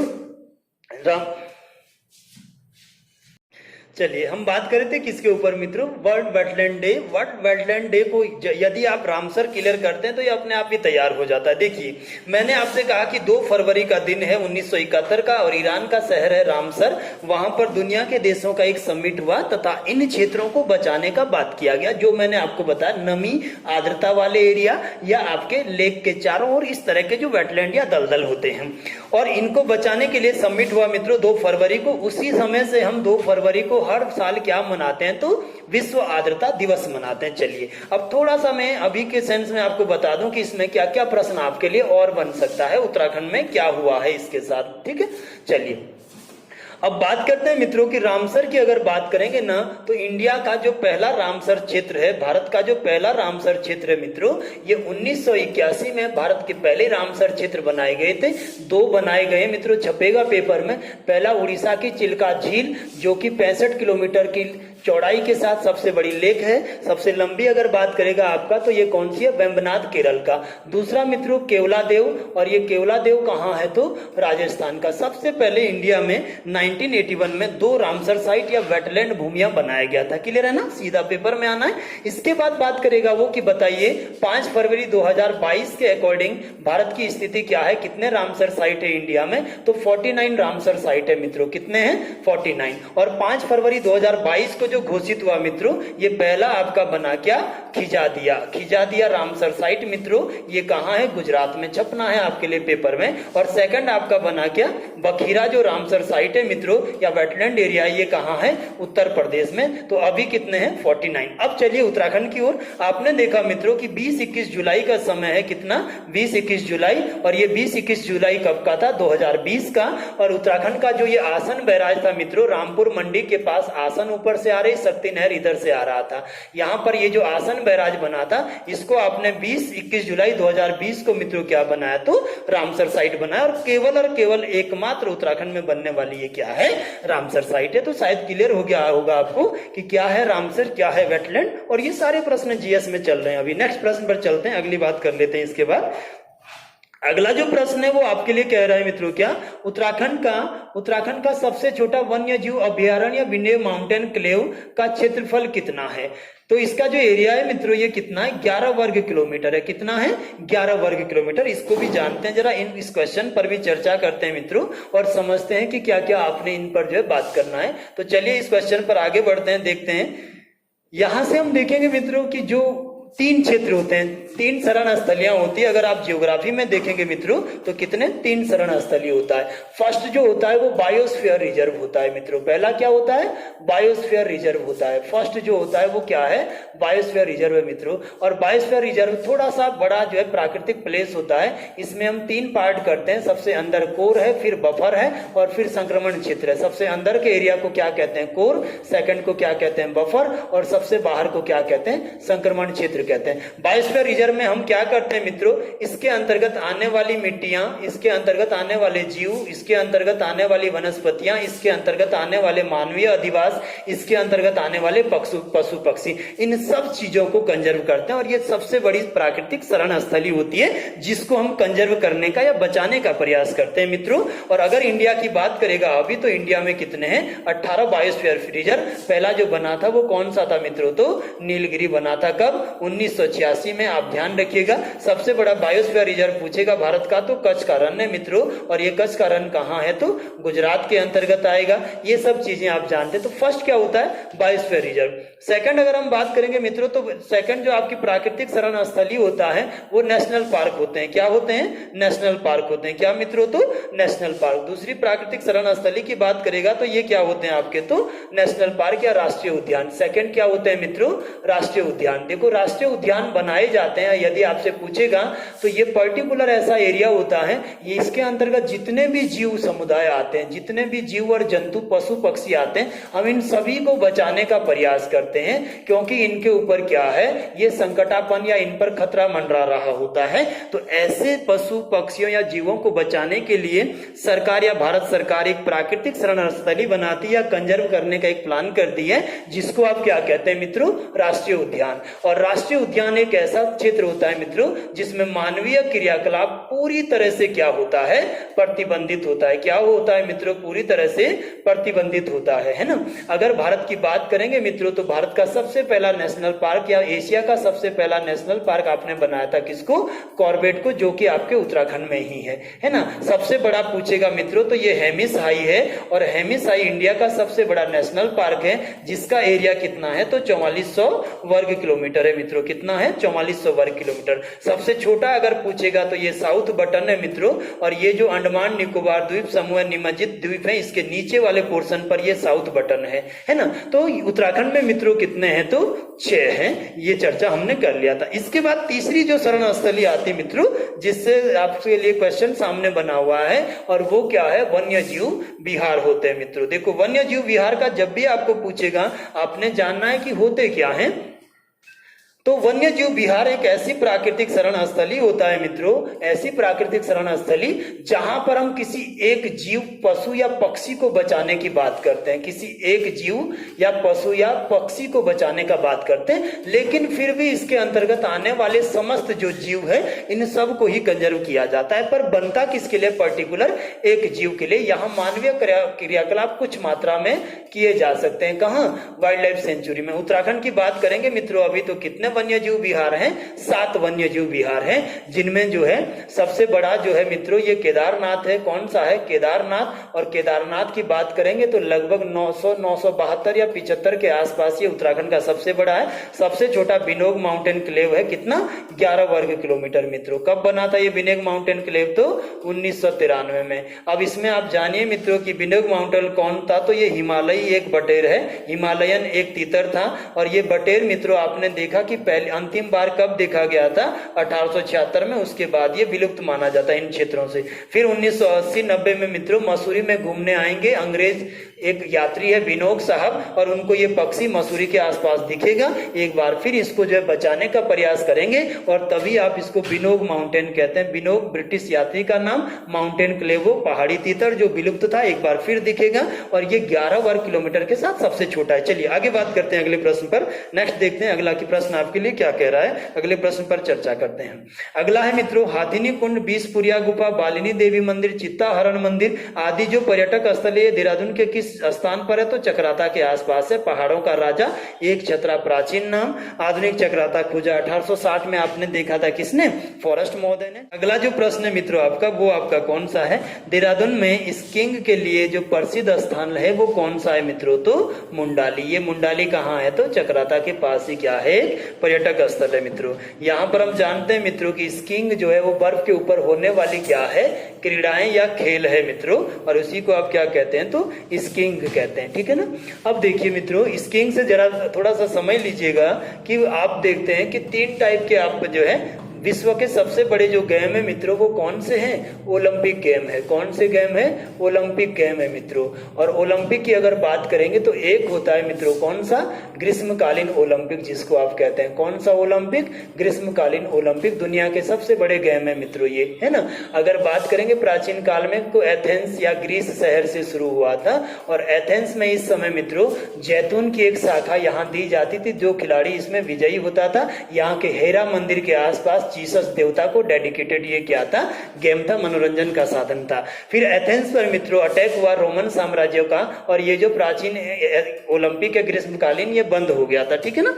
आधुनिक समय में मित्रों आप जानेंगे कि 1980 या 90 के दौरान मित्रों 1980 या 90 के दौरान एक फ्रांसीसी लैंग्विस्ट होता है, फ्रांसीसी भाषा का जो है लैंग्विस्ट होता है कौन, पियरे डी कुबर्टिन। क्या नाम है मित्रों इसका, पियरे डी कुबर्टिन। ये भाषाविद है मित्रों ये पियरे डी कुबर्टिन। और इस पियरे डी कुबर्टिन ने पूरा के पूरा ओलंपिक का इतिहास पढ़ा और देखा कि इतना शानदार जो गेम था वो कैसे जो है भूकंप में, एलिस नगर में और रोमन साम्राज्य के अटैक से समाप्त हुआ। तो फिर दुनिया के देशों का समिट बुलाया और आधुनिक ओलंपिक शुरुआत करने की बात किया। और इसी के लिए मित्रों इसने IOC की स्थापना किया, इंटरनेशनल ओलंपिक काउंसिल। ये बना था 1894 में। और फिर मित्रों 6 अप्रैल 1996 को दुनिया का पहला ओलंपिक शुरू किया इसने, उसी शहर से जहां ये समाप्त हुए थे, एथेंस से। और कोई रीजन नहीं था यहां करवाने का, यही रीजन है। तो पहला जो होता है मित्रों, फर्स्ट अगर आप बात करेंगे तो कौन सा ओलंपिक, इस पर कभी चर्चा करेंगे पूरे ही टॉपिक पर। यहां से मित्रों सेकंड हम देखेंगे कि दूसरे जो ओलंपिक गेम होते हैं मित्रों उसको आप कहते हैं क्या, पैरा ओलंपिक। सेकंड जो इसका यूनिट है मित्रों ओलंपिक गेम का, ये कौन सा है आपका, तो पैरा ओलंपिक। देखो नाम से ही क्लियर है मित्रों, क्या, पैरा ओलंपिक। पैरा ओलंपिक देखो इसको शुरू किया था मित्रों 1948 का जो लंदन ओलंपिक हुआ था। देखो फर्स्ट वर्ल्ड वार में 1916 में ओलंपिक नहीं हुआ, सेकंड वर्ल्ड वार में 1940 या आपका 44 में 2 बार ओलंपिक स्थगित किए गए, और फिर 48 में ओलंपिक कहां हुआ मित्रों, तो लंदन में हुआ। और क्या हुआ, सेकंड वर्ल्ड वार में जितने भी ये आर्मी या सैनिक, आर्मी के बेटा विकलांग हुए थे ये सारे के सारे, उनके लिए एक गेम करवाने का प्लान किया गया और इसी को पैरा ओलंपिक कहते हैं, है ना। तो यहां से पैरा ओलंपिक शुरू हुआ। और तीसरा अगर बात करेंगे मित्रों तो शीतकालीन ओलंपिक आता है, आपका क्या आता है, विंटर ओलंपिक आता है। विंटर ओलंपिक सीधा के सीधा ये जो स्कीइंग या बर्फ की क्रीड़ाएं होती है मित्रों इन पर चलता है, इनके लिए विंटर ओलंपिक होते हैं। और ये बर्फ पर सारे के सारे खेल इसमें शामिल किए जाते हैं। और इसकी शुरुआत जीएस में पूछा जाता है मित्रों 1924 को फ्रांस से हुई थी। किस देश से हुई थी, तो पहला विंटर ओलंपिक फ्रांस के पेरिस में हुआ था। तो उसी की हम बात कर रहे हैं कि ये जो आपका स्कीइंग है या बर्फ की क्रीड़ाएं हैं ये देहरादून जिले में कहाँ होता है, ये तो देहरादून जिले में मित्रों ये मुंडाली एकमात्र पर्यटक स्थल है। बाकी उत्तराखंड में औली सबसे फेमस है, 1993 में उसका आपने विकास किया। और बातें करेंगे, नेक्स्ट आगे बढ़ते हैं यहां से। अगला जो प्रश्न है मित्रों ये आपके लिए यहां पर दिया गया है, स्कंद पुराण के केदार खंड में ऋषिकेश को क्या नाम दिया गया है मित्रों, है ना। स्कंद पुराण के केदार खंड में ऋषिकेश को क्या कहा गया है। क्वेश्चन सीधा के सीधा है और इसका जो आंसर है मित्रों ये कुब्जामरक दिया गया है। क्या, कुब्जामरक ऋषिकेश को कहा जाता है। हालांकि ऋषिकेश का एक अन्य ऐतिहासिक नाम आपको क्या मिलता है, वीरभद्र भी मिलता है, ठीक है ना। स्कंद पुराण की बात करते हैं मित्रों तो पुराण क्या है, प्राचीन ऐतिहासिक गाथाएं हैं। और कुल पुराणों की संख्या कितनी है मित्रों, तो अगर आप बात करेंगे टोटल कितने पुराण हैं तो लगभग पुराण जो है इनकी संख्या कितनी है, तो 18 पुराण है। कितने पुराण है, 18। और 18 को जो लिखने वाले हैं मित्रों ये कौन है, उग्रसेन तथा उनके पुत्र जो है इनके द्वारा लिखे गए थे, किसको, पुराणों को। इसके बाद अगर आप बात करेंगे मित्रों तो सबसे विशाल जो पुराण है आपका, सबसे बड़ा जो पुराण है वो कौन सा है, स्कंद पुराण ही कहते हैं मित्रों। आप क्या कहते हैं, स्कंद पुराण। कार्तिकेय के लिए जो है स्कंद का यूज हुआ है। अगला मित्रों आपने पढ़ा सबसे प्राचीन जो पुराण है आपका वो कौन सा है, तो मत्स्य पुराण है। कौन सा मित्रों, तो मत्स्य पुराण है सबसे प्राचीन। अगर आप बात करेंगे कौन सा पुराण, तो मत्स्य पुराण सबसे प्राचीन पुराण है, ठीक है ना। इसी में बात हो रहा है कि इसमें क्या नाम दिए गए, तो कुब्जामरक और ऐतिहासिक नाम वीरभद्र आपको मिलेगा। ये भी आपका जो है ऐतिहासिक गाथाओं में ही नाम मिलता है। नेक्स्ट अगला प्रश्न पर चर्चा करेंगे। अगला जो प्रश्न था वो ये कह रहा है कि मसूरी की सबसे ऊंची चोटी लाल टिब्बा की समुद्र तल से ऊंचाई कितनी है। इस प्रश्न पर पर भी चर्चा करते हैं। आइए जरा जानते हैं मित्रों इस प्रश्न को कि कितना हाइट है, कितने ऊंचाई पर है और कैसे कैसे ये जो ऊंचाई है ये डिनोट किया जाता है मित्रों। तो चलिए देखिए जरा इसको। ये जो भारत में समुद्र तल लिया गया है मित्रों, ये समुद्र तल आपका ये तमिलनाडु राज्य का जो कैपिटल आपका बनता है मित्रों, कौन सा, चेन्नई। और इस चेन्नई से पूरे भारत का क्या है, सी लेवल डिनोट किया गया है। क्या डिनोट किया गया है मित्रों, तो सी लेवल डिनोट किया गया है। क्या डिनोट किया गया है, तो समुद्र तट। तो यदि हम बात करेंगे इस चेन्नई से, ये वाला जो चेन्नई है मित्रों, इससे तो चेन्नई से लगभग जो है यहीं से पूरे भारत का क्या है, सी लेवल लिया जाता है। क्या मित्रों, तो समुद्र की जो ऊंचाई है, समुद्र तट से ऊंचाई के बारे में बात किया जाता है। अब बात करते हैं मसूरी की। तो मसूरी में मित्रों यदि आप बात करेंगे 3 ऊंचे माउंटेन मैसिफ है, फर्स्ट, सेकंड और थर्ड, जो आपको हमेशा याद रखने। तो सबसे ऊंची चोटी मसूरी की कौन है, लाल टिब्बा, और इसकी ऊंचाई मित्रों 2275 है। कितना है, तो 2275 मीटर की ऊंचाई के साथ ये मसूरी की सबसे ऊंची माउंटेन मैसिफ है, सबसे ऊंची चोटी है। माउंटेन मैसिव नहीं कह सकते, अब चोटी है मित्रों। सेकंड हम बात करेंगे यहीं पर दूसरी सबसे ऊंची चोटी जो है वो आपकी कौन सी है, तो गन हिल है। कौन सी मसूरी की सेकंड ऊंची चोटी, गन हिल, और ये 2122 मीटर के साथ सबसे दूसरी सबसे ऊंची चोटी। और तीसरी मित्रों कौन सी है, तो जॉर्ज एवरेस्ट है। कौन सी है, जॉर्ज एवरेस्ट। और जॉर्ज एवरेस्ट लगभग 1900 मीटर की ऊंचाई, वो जॉर्ज एवरेस्ट का घर इसी के बॉटम में, इसी के तलहटी में, मसूरी इन द स्टेट, पूरा आपको मैंने पहले भी चर्चा करवाया हुआ है। चलिए आगे बढ़ते हैं अगले प्रश्न पर। नेक्स्ट बात करते हैं इसके बाद, ये जो आपका महासू देवता मंदिर हनोल का निर्माण किसने करवाया था। क्वेश्चन रिपीट हो गया शायद सेकंड टाइम। ये हुणा भाट के द्वारा करवाया गया था। किसके द्वारा, हुणा भाट, हमने चर्चा किया था। अगला प्रश्न है, देहरादून में उत्तराखंड खेल अकादमी की स्थापना कब की गई। तो इसका जो आंसर है मित्रों ये आपका क्या है, 2012 है। नेक्स्ट है, किस वर्ष देहरादून को गढ़वाल मंडल में शामिल कर दिया गया, या मित्रों इसका जो है एक जिला बना दिया गया, एक जनपद बनाया गया। जरा चर्चा करते हैं इस क्वेश्चन पर। बड़े ही डाउट यहाँ पर जो है क्रिएट होते हैं सभी लोगों को। जरा देखिए मित्रों इस प्रश्न को और दोबारा कभी भी मिस्टेक ना करें जब भी ये पूछा हो आपके लिए। चलिए देखो, देहरादून को गढ़वाल मंडल, पहली बात तो मित्रों ये जानते हैं कि ये जो देहरादून जिला है ये अस्तित्व में कब आया। तो सब बच्चों को विदित है कि लगभग 1817 में उत्तराखंड का पहला जिला, हालांकि उत्तर प्रदेश या उस समय जो है उत्तर प्रदेश में ये बना था। और किसने बनाया था, तत्कालीन कुमाऊं कमिश्नर मित्रों कौन था, कर्नल ट्रेल के द्वारा। अब देखो, एक जिला आपका क्या है, देहरादून है, दूसरा जिला इसके साथ क्या था, सहारनपुर। ये 2 जिले यहाँ पर अस्तित्व में थे। कौन था मित्रों, तो सहारनपुर जिला। कौन सा जिला, सहारनपुर। और इसके साथ ही जोड़ा गया था किस जिले को मित्रों, 1817 में, तो देहरादून को। तो जो अटैच जिला था ये जो जिला था देहरादून वाला, ये इसके अधीन कार्य करता था। इसका मतलब जो डिस्ट्रिक्ट मजिस्ट्रेट बैठता था मित्रों इन दोनों जिलों का, ये कहां बैठता था, तो सहारनपुर में बैठता था। तो सबसे पहले ये 1817 में अटैच डिस्ट्रिक्ट के रूप में बनाया गया देहरादून को। और इसका सारा के सारा जो मित्रों प्रशासन चलता था वो कहां से चलता था, सहारनपुर जिले से। समय आगे बढ़ा मित्रों, तो 1817 से समझ लेना बहुत ही अच्छे से, 1871 तक, 1871 तक ये यानी कि कोई भी स्वतंत्र डीएम आकर देहरादून में नहीं बैठता था। सहारनपुर के डीएम के अधीन या डिस्ट्रिक्ट मजिस्ट्रेट के अधीन पूरा प्रशासन चलाया जाता था। और 1871 में इसको हमने मित्रों क्या किया, एक स्वतंत्र जिला बनाया, गढ़वाल मंडल का नहीं, केवल स्वतंत्र डिस्ट्रिक्ट। यानी कि अब क्या किया गया, देहरादून जिले का डीएम सेपरेट बैठा और सहारनपुर जिले को इससे सेपरेट अलग कर दिया गया। पहला तो ये चीज आपको ध्यान रखना है, यहां बिल्कुल भी कंफ्यूजन नहीं करना है। सेकंड, अगर यहां से आप आगे बढ़ेंगे मित्रों, तो दूसरी मैं बात करता हूं कि कैसे ये जो है एक जनपद के रूप में या इसकी स्थापना किया गया। आगे बढ़ाइए तो देखो इसमें बात,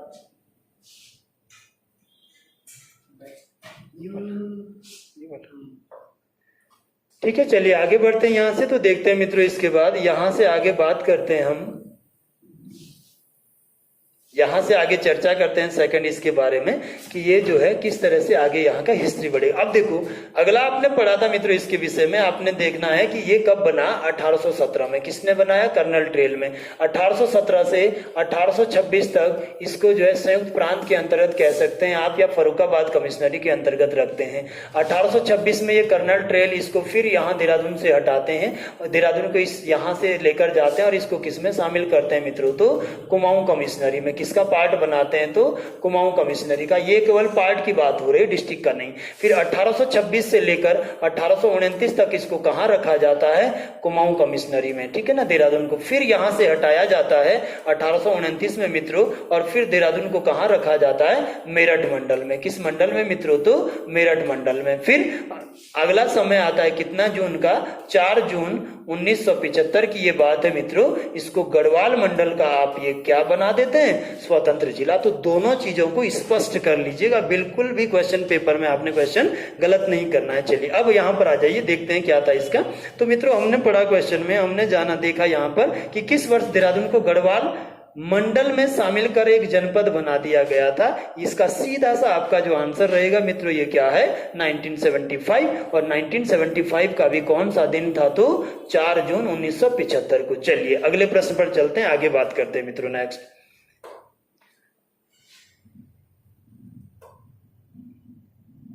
ठीक है, अगला जो प्रश्न है आपका वो है देहरादून के गढ़वाल यूनियन द्वारा 1905 में मित्रों जरा इस क्वेश्चन को भी देख लीजिएगा, थोड़ा सा मिस्टेक हो गया टाइपिंग का।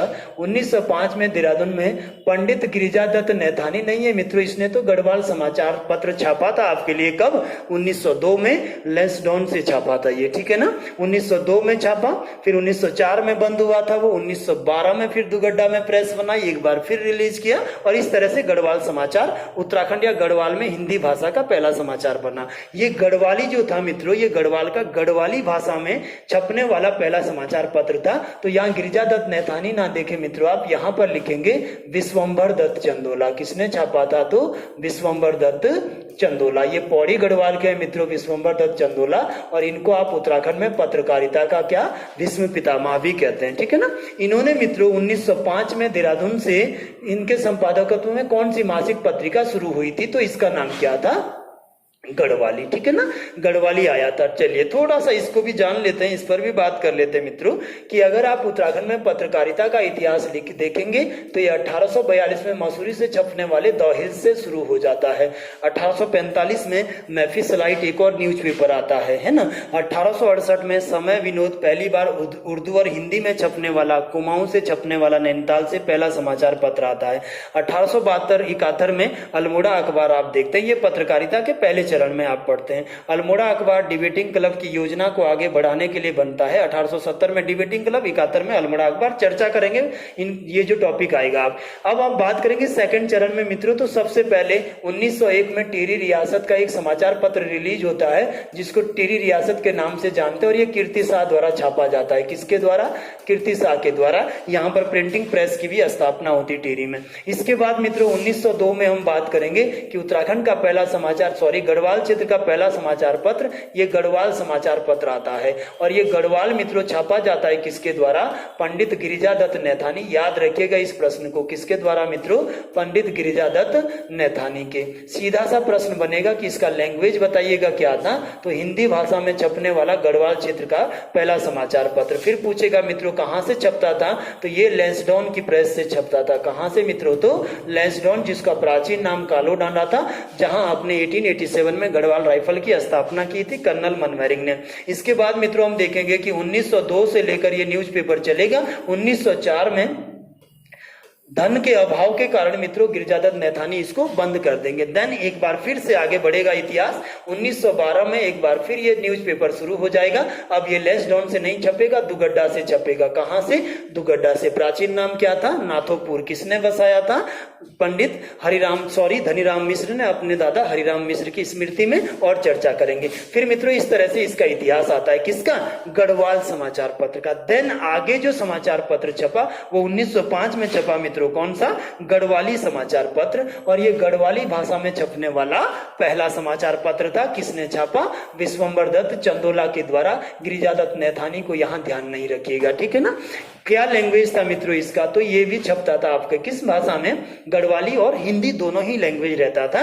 और ये मित्रों देहरादून से छपता था। याद रखिएगा कहां से छपता था, देहरादून से। इसको जो छापने में योगदान दिया था मित्रों वो गढ़वाल यूनियन, और गढ़वाल यूनियन की स्थापना 1901 में की गई थी। याद रखना सभी बच्चे, पेपर में छपना इसको भी। चलिए आगे बढ़ते हैं, यहां से अगले प्रश्न पर बात करते हैं। अगला जो प्रश्न है आपका वो मित्रों दिया गया है, दक्षिण अफ्रीका से लौटने के बाद गांधी जी ने देहरादून की यात्रा कब की थी। अगला जो 43वां आपका प्रश्न बन रहा है। चलिए इस पर बात कर लेते हैं मित्रों, इस प्रश्न पर कि भाई देहरादून में जो है पहली यात्रा या कब इसने यात्रा किया था, इस पर चर्चा करते हैं, आगे बढ़ते हैं यहां से, ठीक है ना।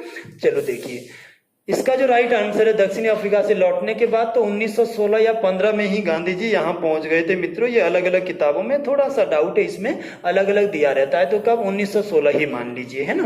गांधी जी के अगर आप देखेंगे मित्रों तो आप जानते हैं कि गांधी जी जो है ये लगभग 1915 में कहाँ से, दक्षिणी अफ्रीका से लौटे थे वापस। कहाँ से मित्रों, दक्षिणी अफ्रीका। दक्षिणी अफ्रीका में इन्होंने टॉल्स्टॉय फॉर्म बनाया, यहीं पर फिनिक्स आश्रम बनाया मित्रों।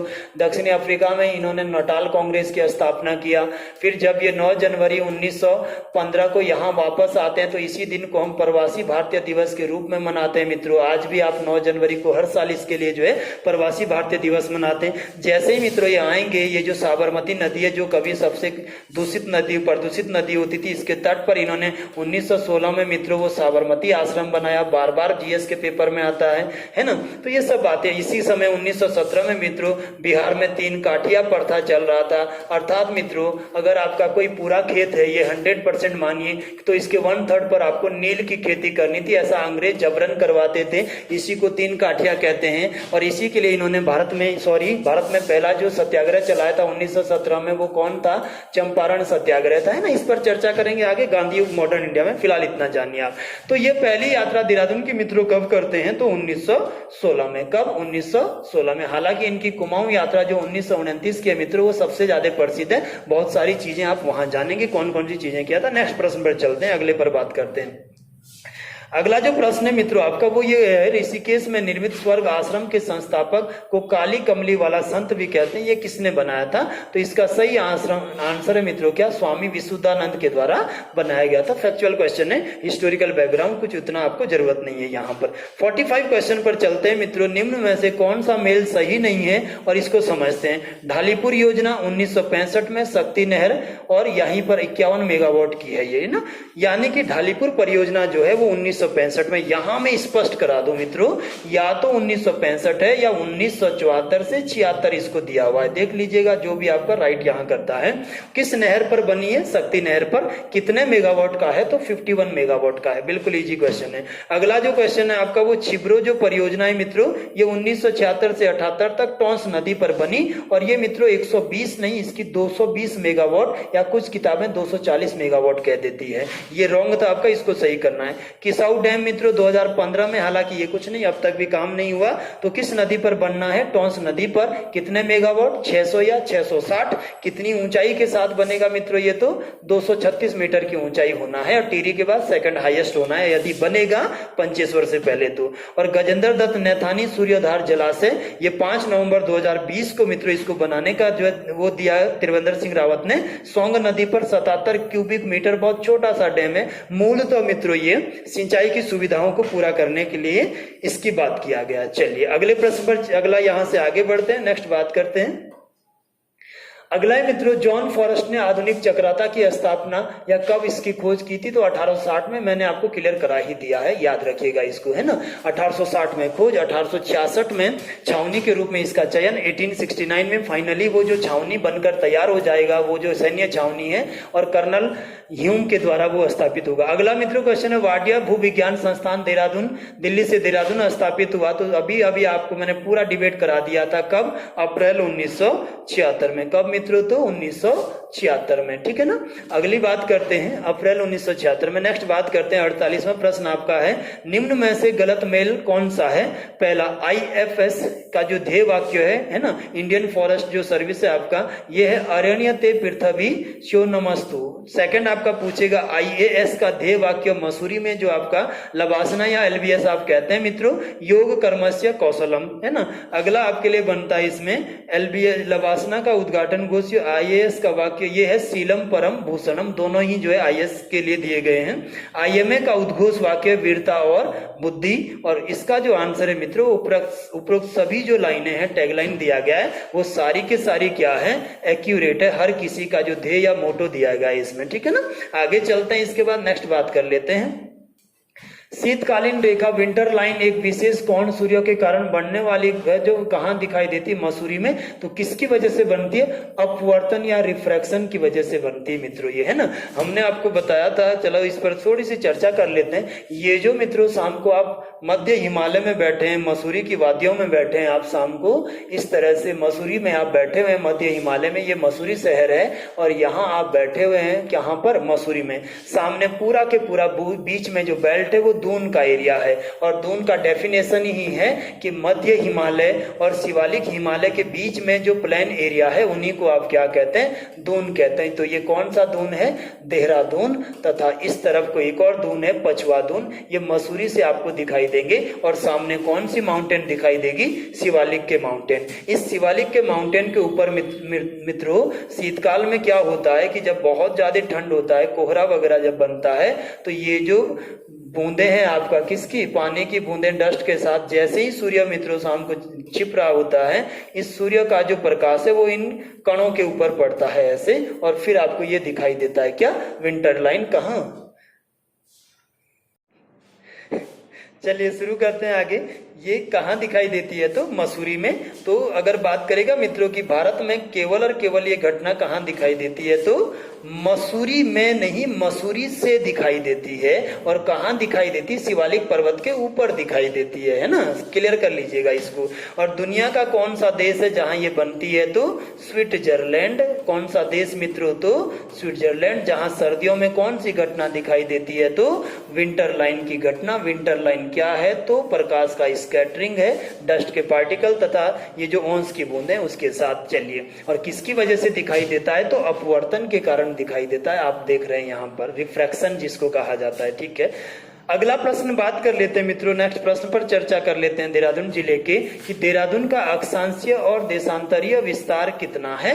तो बेसिक इंट्रो में जानते हैं मित्रों, जब भी आप कोई जिला सीरीज पढ़ेंगे, आप किसी भी माध्यम से पढ़ें, तो सबसे पहले आपको उस जिले का मित्रों सामान्य जानकारी में आपको पता होना चाहिए कि उसका लैटिट्यूड तथा लॉन्गिट्यूड क्या रहा है, या अक्षांशीय और देशांतरीय विस्तार उसके क्या रहे हैं। चलिए, अक्षांशीय देशांतरीय विस्तार मित्रों, ये ग्लोब पर आपने देखा कि पूर्व से पश्चिम को खींची जाने वाली जो ये लाइन है, ये जो रेखाएं हैं आपकी, ये क्या कहलाती है? तो अक्षांश रेखाएं कहलाती है। कौन सी? पूर्व से पश्चिम की, है ना। और इस अक्षांश के आधार पर हम देखेंगे कि देहरादून का यहां से लेकर इस जगह तक का जो एरिया है वो लिया जाएगा। और ये 29 डिग्री 57 मिनट उत्तरी अक्षांश से शुरू हो जाता है। देहरादून जिला मित्रों आपका उत्तरी अक्षांश से शुरू हो जाता है और ये आपका जाता है 30 डिग्री 58 मिनट उत्तरी अक्षांश तक। कहाँ तक? 30 डिग्री 58 मिनट। कहाँ? 29 डिग्री 57 मिनट से। और यदि आप इसके देशांतरीय विस्तार की बात करेंगे तो मित्रों, देशांतर क्या होता है? ग्लोब पर उत्तर से दक्षिण को खींची जाने वाली काल्पनिक रेखाओं को हम क्या कहते हैं? तो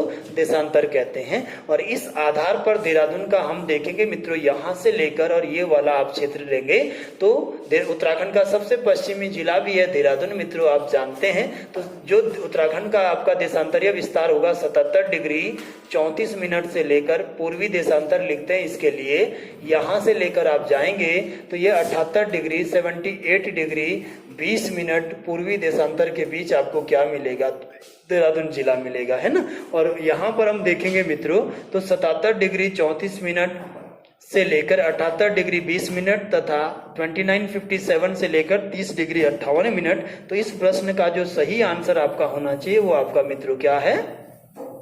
34 डिग्री 77 मिनट से लेकर 78 डिग्री 77 डिग्री 34 मिनट से लेकर 78 डिग्री 20 मिनट उत्तरी पूर्वी देशांतर।